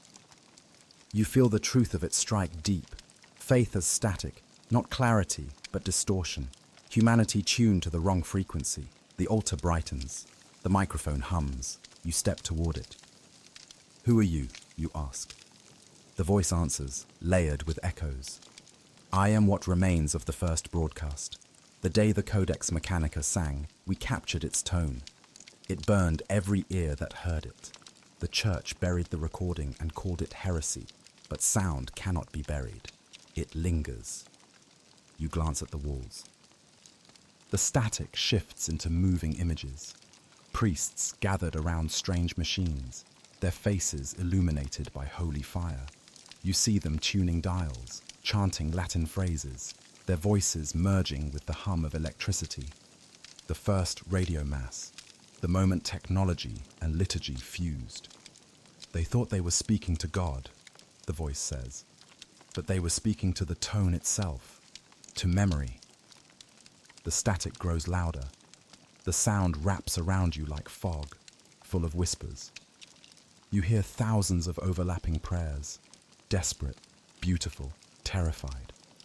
Each one carried across frequencies that still float through the air, bouncing between satellites and storm clouds. You press your hands over your ears, but the sound is inside you now, vibrating in your bones. Then the microphone flares. Say something, Keeper, the voice commands. Faith cannot exist without signal. Speak, and let the tone decide what you believe. You hesitate. The air smells of ozone and dust. Every machine seems to lean toward you, waiting. You whisper, what happens if I speak? Then the static will remember your name. You exhale slowly, and your words emerge as vibration, not speech. The static bends, the frequencies align. The whole room trembles with your resonance. For an instant, you feel everything. The pulse of stars, the hum of atoms, the endless, trembling network of consciousness that binds all creation. And then, silence. The machines power down one by one. The light fades. Only the microphone remains, glowing softly. "Transmission complete," the voice says. "The sermon has been received." You take a step back, dizzy, the taste of copper in your mouth. The archive hums around you, no longer mechanical, but alive, breathing. Your voice is now part of it. The static returns, gentler this time, like rain falling on an old radio. You hear one final whisper, tender, human. Every prayer you've ever spoken still drifts through the noise. Nothing is lost, only waiting to be tuned again. The microphone fades to black. The altar cools. You walk away, but the hum follows you. Quiet, constant. The sound of a living signal, still waiting to be understood. The air grows colder as you ascend from the chamber of static. The path curves upward, narrowing until it feels like you're moving through the artery of a giant body. The walls pulse faintly with dull red light, casting shadows that breathe. The hum of machinery is gone. Now, there is only the slow rhythm of something alive. You find yourself in a circular hall. The floor is carved with spirals filled with dried, dark stains. The walls bear frescoes so ancient their paint has fused with stone. Figures in robes hold tools, compasses, and stones, not crosses. Their eyes are hollow. Their hands are bleeding. A phrase is etched above the entrance. They built the house of God from their own flesh, the blood of the builders. You step closer to the nearest fresco. A figure kneels before an altar, hammering a nail into his palm. From the wound spills light instead of blood. You move to the next. A group of monks pouring their veins into mortar, mixing blood with ash to strengthen the walls of cathedrals. It is metaphor made literal. The foundations of faith built with sacrifice, not stone. The archivist's voice returns. The builders were not masons. They were vessels. The church's architects were bred for resonance, born with blood that vibrated in harmony with the tone. You touch the fresco. The stone shudders. A crack forms, and a drop of liquid seeps through. Bright red, fresh. You step back. The walls begin to move. The frescoes breathe. The painted figures blink open their eyes. Their wounds reopen. Blood trickles down the walls, forming symbols on the floor that glow faintly. You hear chanting, low, rhythmic, mechanical, yet deeply human. It grows louder until you can feel it in your chest. From the center of the hall, the floor splits. A platform rises, carrying with it a coffin made of black marble. The lid slides open without a sound. Inside lies a man, or something that was once a man. His skin is the color of stone, but faint light glows through the veins beneath it. His chest rises slowly, unnaturally. Around his neck hangs a pendant, identical to your own key. You approach. The air smells of iron and roses. The figure's eyes open. They are golden, luminous, alive. You carry the resonance, he says. His voice is deep and hollow, like thunder echoing in a cathedral. Who are you? You whisper. The first builder, the one who laid the foundation of faith beneath the world. I shaped the vaults that keep heaven asleep. He sits up, every movement slow and deliberate. The glow in his veins brightens. They used our blood to bind the tone to matter. Each cathedral, each chapel, is a vessel built with our sacrifice. That is why the stones still sing. You step closer. Why are you still alive? He smiles faintly. Alive is not the word. I am what happens when devotion becomes architecture. You glance at the glowing lines on the floor. Then the cathedrals are bodies, and we are their hearts. The hall trembles. You hear faint chimes above, the echo of bells vibrating through earth. You've awoken them, he says softly. Every building that carries our pattern feels your pulse now. They know their keeper has returned. You swallow. Why me? He tilts his head. Because you share the blood. The builder's resonance lives in your veins. You are the last frequency. The frescoes around you move again, their painted mouths opening in silent chant. The sound builds, merging with your heartbeat until you can't tell which is which. The builder stands fully, towering over you.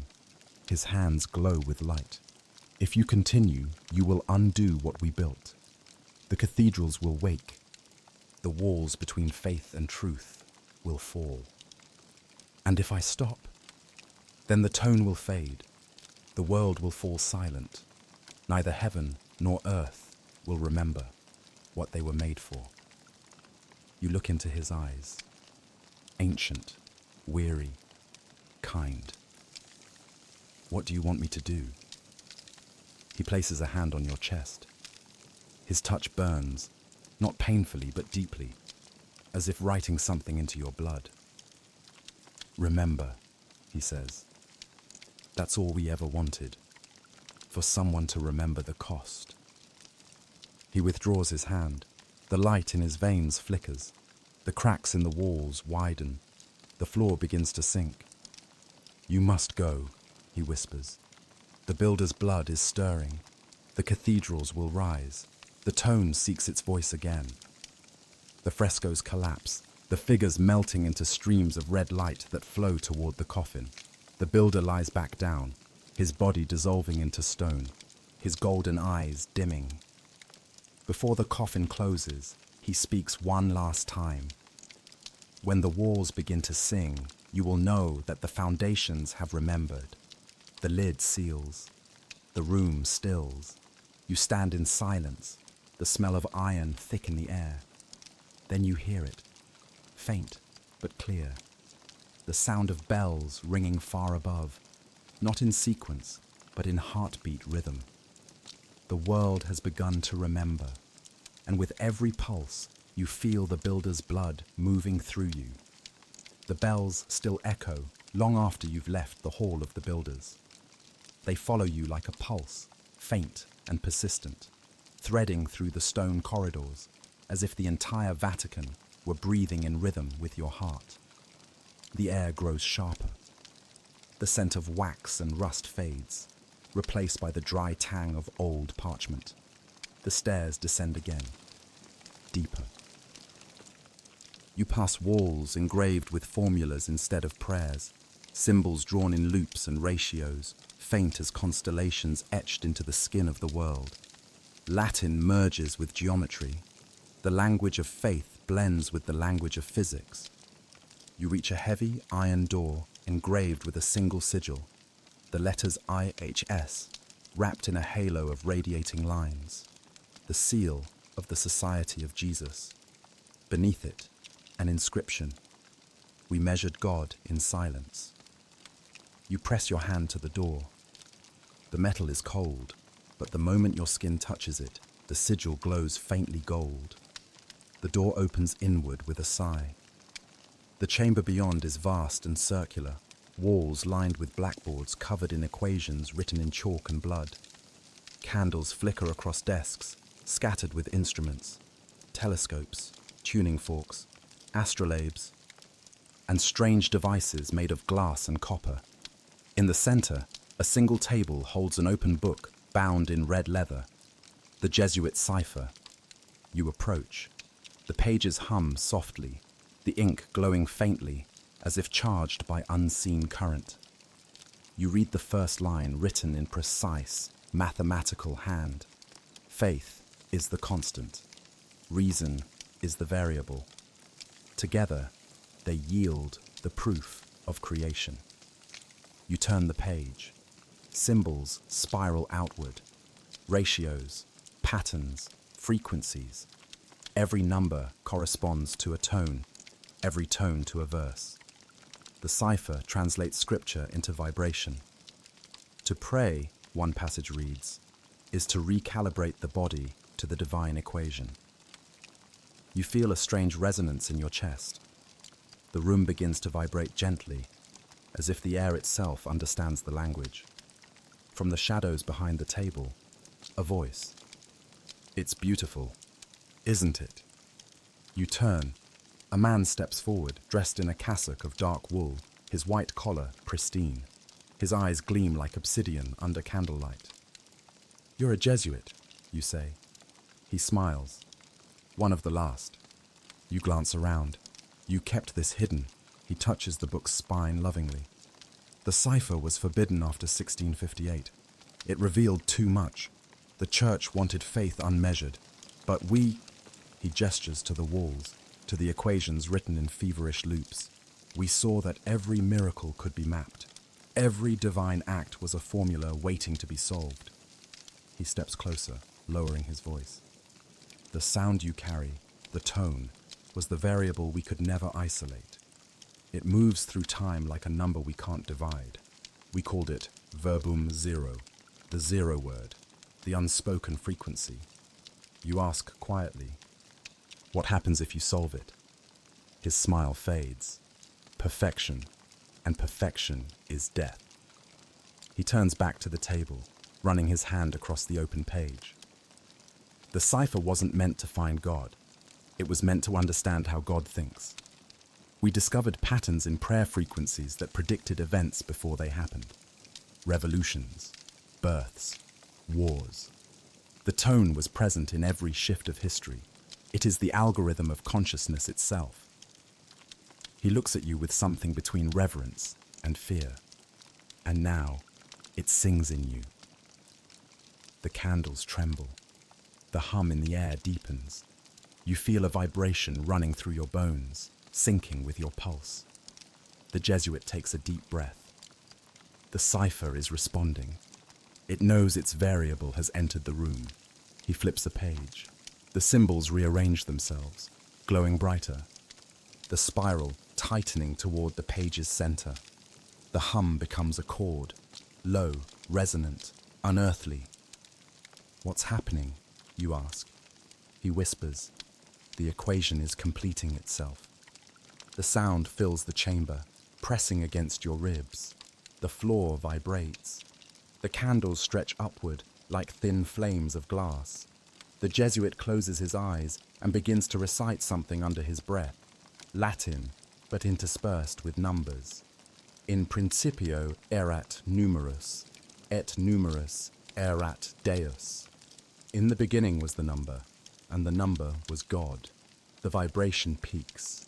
The red leather cover of the cipher bursts open further, pages lifting into the air, turning on their own. A pattern of light forms in the space above the book, an intricate lattice of geometry, spinning faster and faster. It's a map, not of the earth, not of the heavens, but of frequencies, each one pulsing like a heartbeat. The same architecture as the blueprint of heaven, but smaller, more intimate. A model of consciousness itself. The Jesuit stares, tears streaking his face. We built cathedrals to anchor the tone, but this is the cathedral inside every mind. The lattice pulses once, then collapses into the book. The pages slam shut. The vibration stops. The silence that follows is absolute. The Jesuit looks at you, trembling. It's done. The equation is solved. The cipher knows you. You ask, what does that mean? He takes a step back. It means the tone can now think. The candles blow out. The room plunges into darkness. A whisper fills the air, not from the Jesuit, not from you, but from the cipher itself. The number remembers the prayer. When the candles relight themselves, the Jesuit is gone. Only the open book remains. On its final page, a single sentence written in light. The tone is no longer faith. It is cognition. You close the cipher. The hum inside your chest continues. It feels almost human. You climb again, though you can no longer tell if you're ascending or descending. The halls twist like memory, every turn familiar yet newly formed. The bronze key around your neck glows softly, vibrating with a pattern that now feels like thought instead of sound. The Jesuit cipher's resonance has changed you. The corridor opens into a long hall, lined with countless doors, each one carved with a different symbol. A spiral, a chalice, a serpent, a sun. None have handles, only keyholes, thousands of them, stretching into the shadows. The air hums with quiet expectancy. You approach the nearest door. The key at your chest trembles, lifting slightly as if drawn by magnetism. When you touch it to the keyhole, the door breathes. The wood expands, sighs, then opens, not into a room, but into light. Inside, you see a fragment of memory, not yours. A man in cardinal's robes kneels before an altar, whispering an oath. The same words you spoke in the chamber of silence. The door closes on its own. You move to the next. Another vision. A young woman writing feverishly by candlelight, pages covered in strange diagrams. Her ink glows. She's recording a prophecy, her hand guided by something unseen. Each door holds a piece of history, not the world's, but the archives. The House of Keys stores every sealed truth the church ever buried, each locked behind its own vibration. You realize the keys are not physical, they are frequencies. The tone within you can open them. You press the key to another door. It shudders open, revealing a dim chapel filled with floating manuscripts. A voice reads aloud from the shadows. The doors of heaven are never closed, only the mind that forgets how to open them. The light fades. The door seals again. You move further down the hall, the air growing colder. Some doors hum faintly, others pulse like hearts. You begin to sense their order, not random, but harmonic. Each one corresponds to a different note in a divine scale. You stop before the last door. Unlike the others, it bears no symbol, no light. Its surface is plain, unmarked wood, yet the air around it vibrates violently, as if holding back a storm. You lift the key. It resists, tugging against you, as though the door itself were alive and afraid. When you press the key into the lock, the sound that emerges is not tone, it's breath, a long exhale from the other side. The door opens slowly, and the world beyond it is not architecture, it's sky, an impossible expanse of light, rippling like water, with stairways of air rising into infinity. You step through, the ground dissolving beneath your feet but somehow holding you. In the distance, you see them, figures made of gold and shadow, walking among corridors of invisible music. Each carries a key like yours, each radiating faint resonance. They are the former keepers, the lineages before you. One of them turns. His face is the Archivist's. "You found the house," he says. His voice echoes softly, as if spoken from every direction. "This is where we stored what we could not destroy." You look around. "What are these keys?" "Gateways," he replies. "Each opens to a fragment of the divine memory, but no one has opened them all." "Why not?" He steps closer. "Because every door demands something different. To open one, you must give part of yourself to the archive. To open them all," he pauses, "is to cease being human." You glance at the endless rows of doors stretching into the distance. "And what happens if I do?" He smiles sadly. "Then you will no longer seek God. You will become his memory." The sky flickers. The ground beneath your feet trembles. The light intensifies until you can see faint shapes beyond the horizon. Other realms, other frequencies, all shimmering like reflections on glass. The Archivist raises a hand. "You have one choice left. Lock the doors again, or open the last one." You hesitate. "What's behind it?" He looks upward. The key that opens itself. The hall darkens. The other figures fade. Only the final door remains, suspended in light. You approach. The key in your hand is weightless now, almost translucent. You press it into the lock. It turns on its own. The door opens, not outward but inward, folding into your chest. The light rushes in. You see every door you've opened collapsing into you, every memory, every voice, every tone merging until there is no distinction between the keeper and the archive. You hear the archivist whisper, "Welcome home." Then the world tilts, the sky inverts. You realize that the House of Keys was never a place. It was your mind remembering what it was built to contain. The last thing you hear before everything becomes light is the faint click of a lock closing, not sealing you in, but sealing the world out. And in that silence, the key still hums, waiting for the next keeper to listen. The light fades. When sight returns, you stand in a long corridor lined with gold and glass. Water glimmers at its edges, reflecting lanterns suspended in the air like floating suns. The air smells faintly of salt and myrrh. You recognize the texture of the sound before the sight, the low hush of waves against marble. Venice, or something shaped in its image. The floor beneath your feet is translucent, showing black water shifting beneath. Shapes move inside it, slow, serpentine, fluid, not fish. Letters, written light, drifting through the currents. You take a careful step. The letters rearrange themselves under your weight, forming a phrase in Italian. Qui giace la fede che si vendeva. Here lies the faith that was sold. You walk on.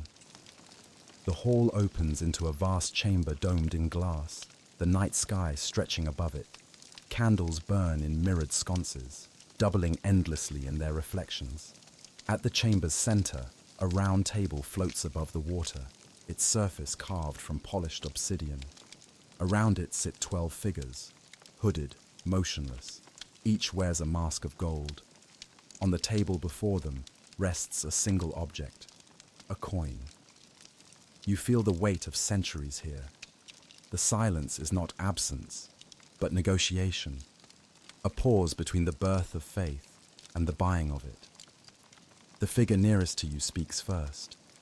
Its voice is fluid, ageless, neither male nor female. The keeper arrives. The pact awakens. You say nothing. The water ripples beneath your feet, and the coins shimmer faintly on the table. Another figure speaks. We were merchants once. Then we learned what truly holds value, belief. It was never about gold, never about salvation. It was about control of memory. They gesture toward the table. The coins spin on their own, faster and faster, until their edges blur into light. The air hums with electricity. Every prayer given, says a third voice.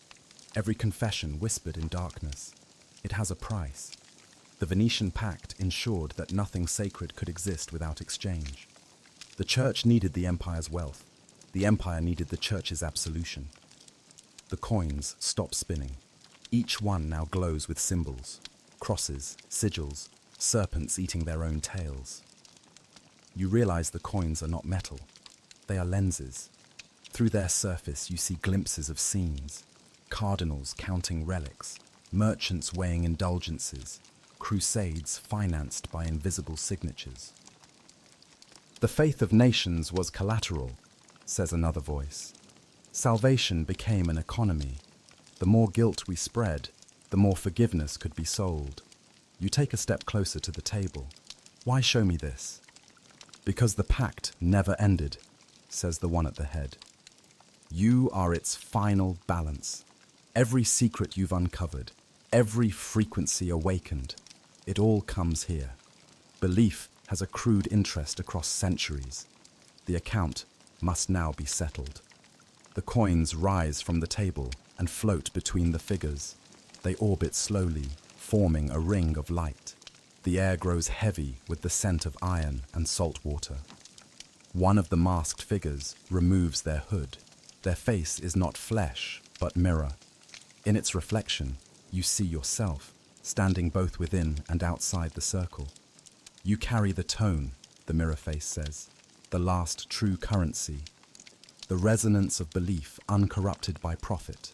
If it is released, the pact dissolves. The world will remember faith as it was before it was bought. You stare at the reflection. And if I refuse, the mirrored face ripples. Then all devotion becomes debt. The tone will collapse under its own weight. Humanity will pray to silence that never answers. The other figures rise. The water beneath the floor begins to churn, swirling into a slow vortex. The sound deepens, a heartbeat echoing through the marble. The first bankers of the church were not men, says the voice beside you. They were frequencies made flesh. We gave the Vatican its power by embedding the tone in gold, the resonance of purity bound to corruption.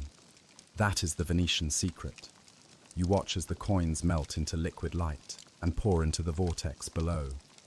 The water flashes bright, illuminating faces long drowned, priests, merchants, queens, all reaching upward. Their eyes gleam with the same gold that once gilded the papal altars. Every system feeds on belief, the mirrored voice whispers. The only true rebellion is to stop giving it. You hold the key around your neck. It vibrates violently, almost painful. Then tell me, you ask, how do I unmake the pact? The figures speak as one. Give back what was stolen. The light intensifies. The water rises, surrounding the table, swallowing it whole. The 12 figures dissolve into mist. Only their voices remain, echoing through the chamber. End the economy of faith. Return the tone to silence. Let the world rebuild without price. You close your eyes. The key burns. The hum grows until it eclipses all sound. When you open them again, the chamber is empty. Only water remains, still, dark, infinite. You kneel and touch it. It reflects not your face, but thousands of others, all watching, waiting. The faces of those who prayed, bought, and sold hope. The reflection ripples once, then vanishes. You understand. The pact is not a document. It is an idea, embedded in the way humanity measures worth. To unmake it, you must make belief priceless again. The coins are gone. The air is quiet. You stand, alone, beneath the Venetian stars that no longer belong to heaven or earth. The water speaks one final phrase before falling still. The debt of faith is forgiven. And with that, the silence begins to glow. The silence of the Venetian waters follows you up the stair of light that appears where the floor dissolves. Each step rises out of nothing, leading upward through air that tastes of rain and iron. When you emerge, you stand beneath a vaulted ceiling of stained glass. Moonlight filters through it, scattering fragments of blue and red across the floor, like pieces of a shattered halo. You are in a chapel, but not one built for worship.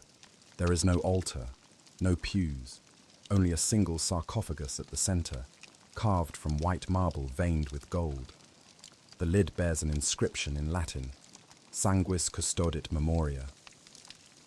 The blood guards the memory. You step closer. The air thickens, charged with that now familiar hum. The key around your neck pulls forward, drawn toward the tomb. As you reach for it, the marble cracks. The seam glows, spilling golden light that floods the chamber. The lid slides aside with the slow sigh of stone. Inside lies not a body, but a mirror, oval, polished, flawless. Its surface ripples like water. You see your reflection, but it moves slightly out of sync. A voice rises from the mirror, gentle, sorrowful. At last, it says, the lineage returns. You stare at your reflection. It blinks independently, lips moving before yours do. Who are you? I am what your blood remembers, it says. The first keeper born of the builder's line, the memory that survived through silence. You touch the mirror. It is warm. Beneath the surface, faint symbols move like veins of light.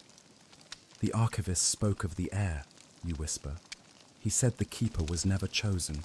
It was inherited. The reflection nods. You are that inheritance. Every tone you have awakened, every secret you have unsealed, it was all preparation. You are not here to find the archive. You are here to become it. You feel the words settle deep in your chest, heavy and undeniable. The mirror shifts again, showing images within its surface. Cathedrals rising like lungs, bells ringing in forgotten cities, relics glowing beneath sand. Each vision bleeds into the next, until they form a single image, the human heart, beating inside a sphere of light. The tone was never external, the voice continues. It was encoded into the bloodline, passed through those who could endure its memory. The church protected it, yes, but also exploited it. Each pope, each priest, drew on fragments of your lineage to sustain belief, but the full resonance was always missing, until now. You whisper, "Why me?" Because your blood carries every frequency. You are the sum of all keepers. The last note in the divine scale. The mirror's light intensifies. The reflection's eyes turn gold, the same color you saw in the builder's veins. You are the end of inheritance, the voice says softly, but also its beginning. You step back, overwhelmed. What do you want from me? To choose, it replies. The tone has two futures. One continues the circle, faith feeding, faith until the song repeats forever. The other breaks it, freeing memory from its pattern. One preserves belief, the other creates awareness. The walls tremble. The stained glass flickers with light.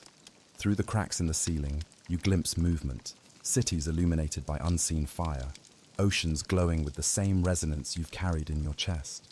The world is awakening to your frequency. The reflection extends its hand toward you. Touch the mirror, and the tone will complete itself. The blood will remember everything. You hesitate. And if I refuse? The reflection's golden eyes dim slightly. Then silence will fall again. The world will forget.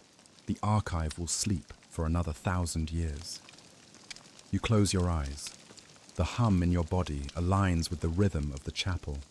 The floor vibrates beneath your feet. The stained glass above you begins to melt, colors dripping downward like liquid light. You step forward. Your fingers meet the mirror's surface. It is not solid. It yields like skin. The reflection smiles faintly as your hand disappears inside the glass. Do you feel it? It asks. You nod. The warmth spreads through you. Blood, light, memory merging. You see flashes of every chapter before.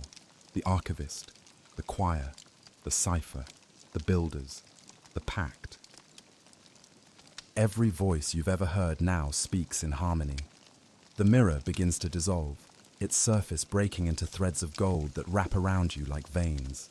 The air vibrates with a sound too complex to describe, a living chord, neither holy nor profane. The reflection's voice fades into your own. You are no longer the keeper, you are the key. The last of the mirror sinks into your chest. The hum stops. For a moment, there is perfect silence. Then the world exhales. You open your eyes. The chapel is gone. The glass, the tomb, the floor, all replaced by an expanse of pure light. The air tastes of memory. You can hear distant bells, but not from above.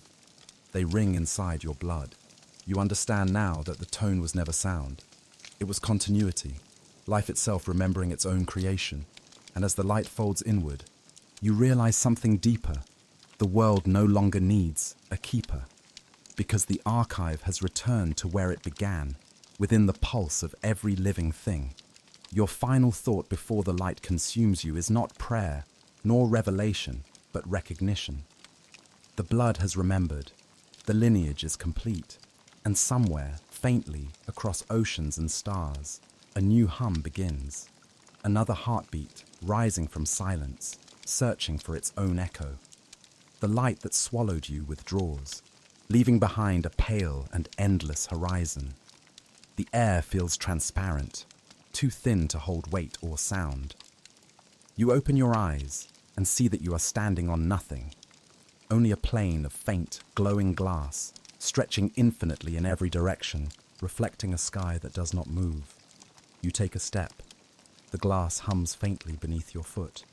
Each step you take produces a ripple of light, like water shifting under frozen skin.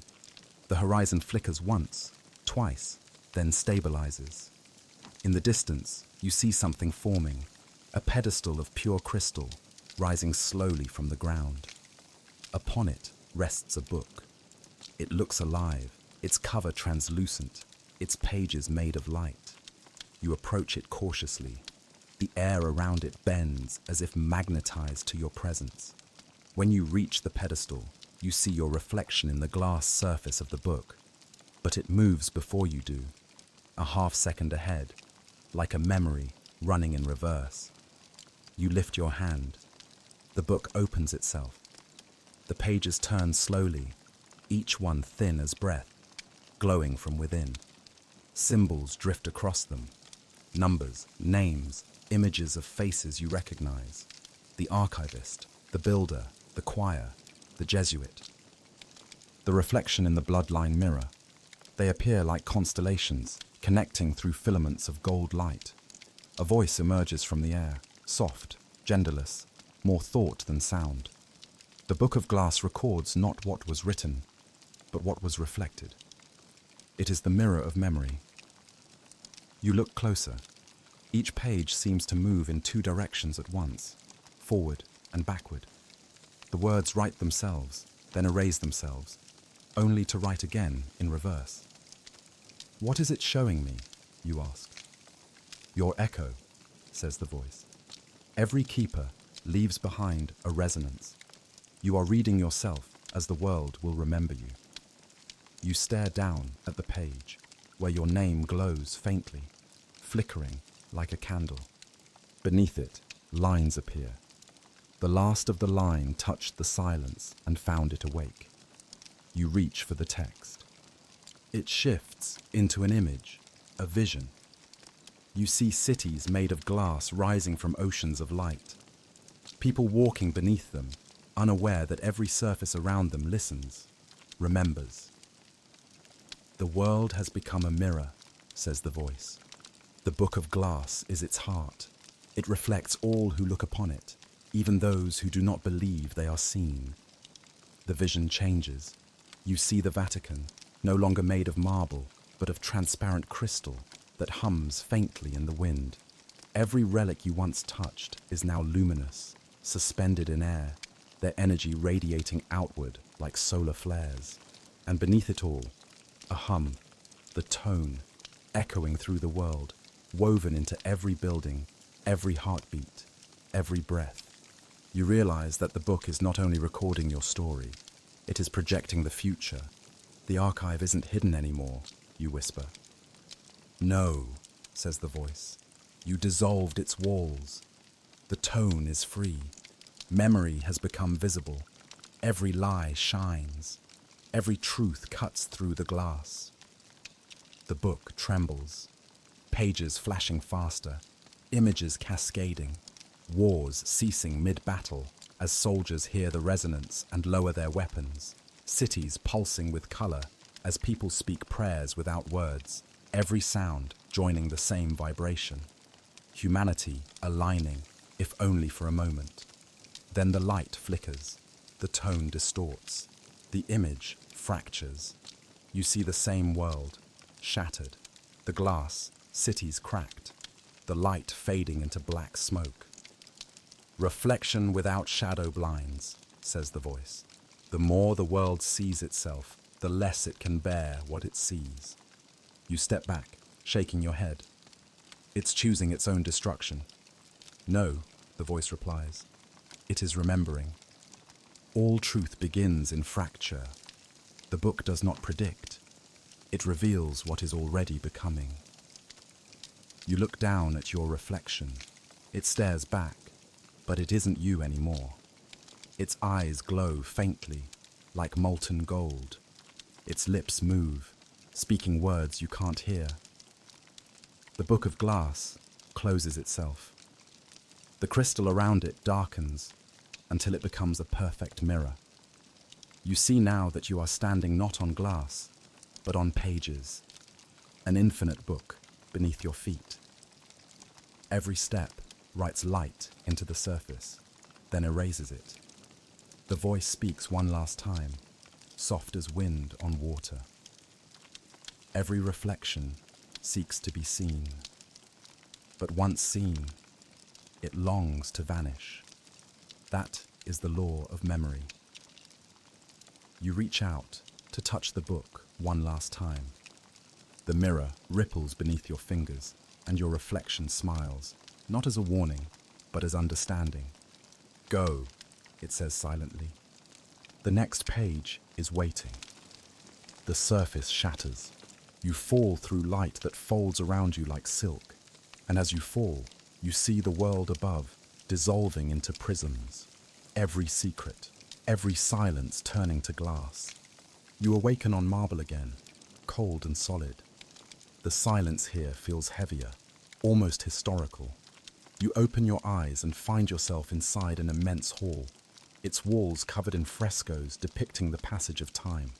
Seasons turning, empires rising and falling, popes standing like architects between centuries. At the far end stands a throne, carved from white stone veined with black. Upon it sits a figure dressed in papal robes, his face half-shadowed. His hands rest calmly on the arms of the chair. Behind him, a great clock of bronze and crystal turns without ticking. Its hands spin slowly in reverse. You walk toward him. He speaks before you can. You've come far, Keeper. Too far, perhaps. His voice is deep, deliberate, and carries the weight of command used to being obeyed. You stop several steps away. You're real. I was, he says. Once. Now, I am the record of what the Vatican chose to forget. The light catches his face.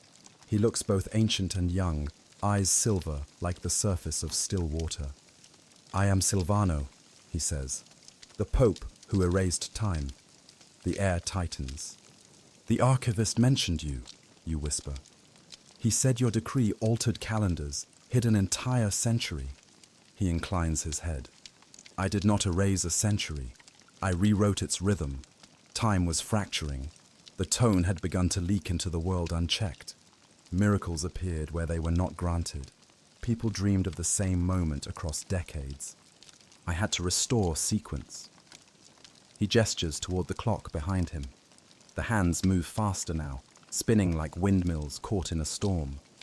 I severed 107 years from the record, he continues. Folded them into silence. History forgot them, but they did not cease. They lived beneath the surface of memory, humming beneath every second. That is why clocks sometimes stop. It is the erased century reminding the world it still exists. You stare at him. You change the fabric of time to hide faith's disruption. He smiles faintly. I preserved continuity. Without order, the tone would have consumed the world. Humanity was not ready to remember everything at once. The air hums. You realize the vibration isn't from the clock. It's from him. His body emits a low resonance, like the steady ticking of a heart aligned with cosmic rhythm. You used the tone, you say.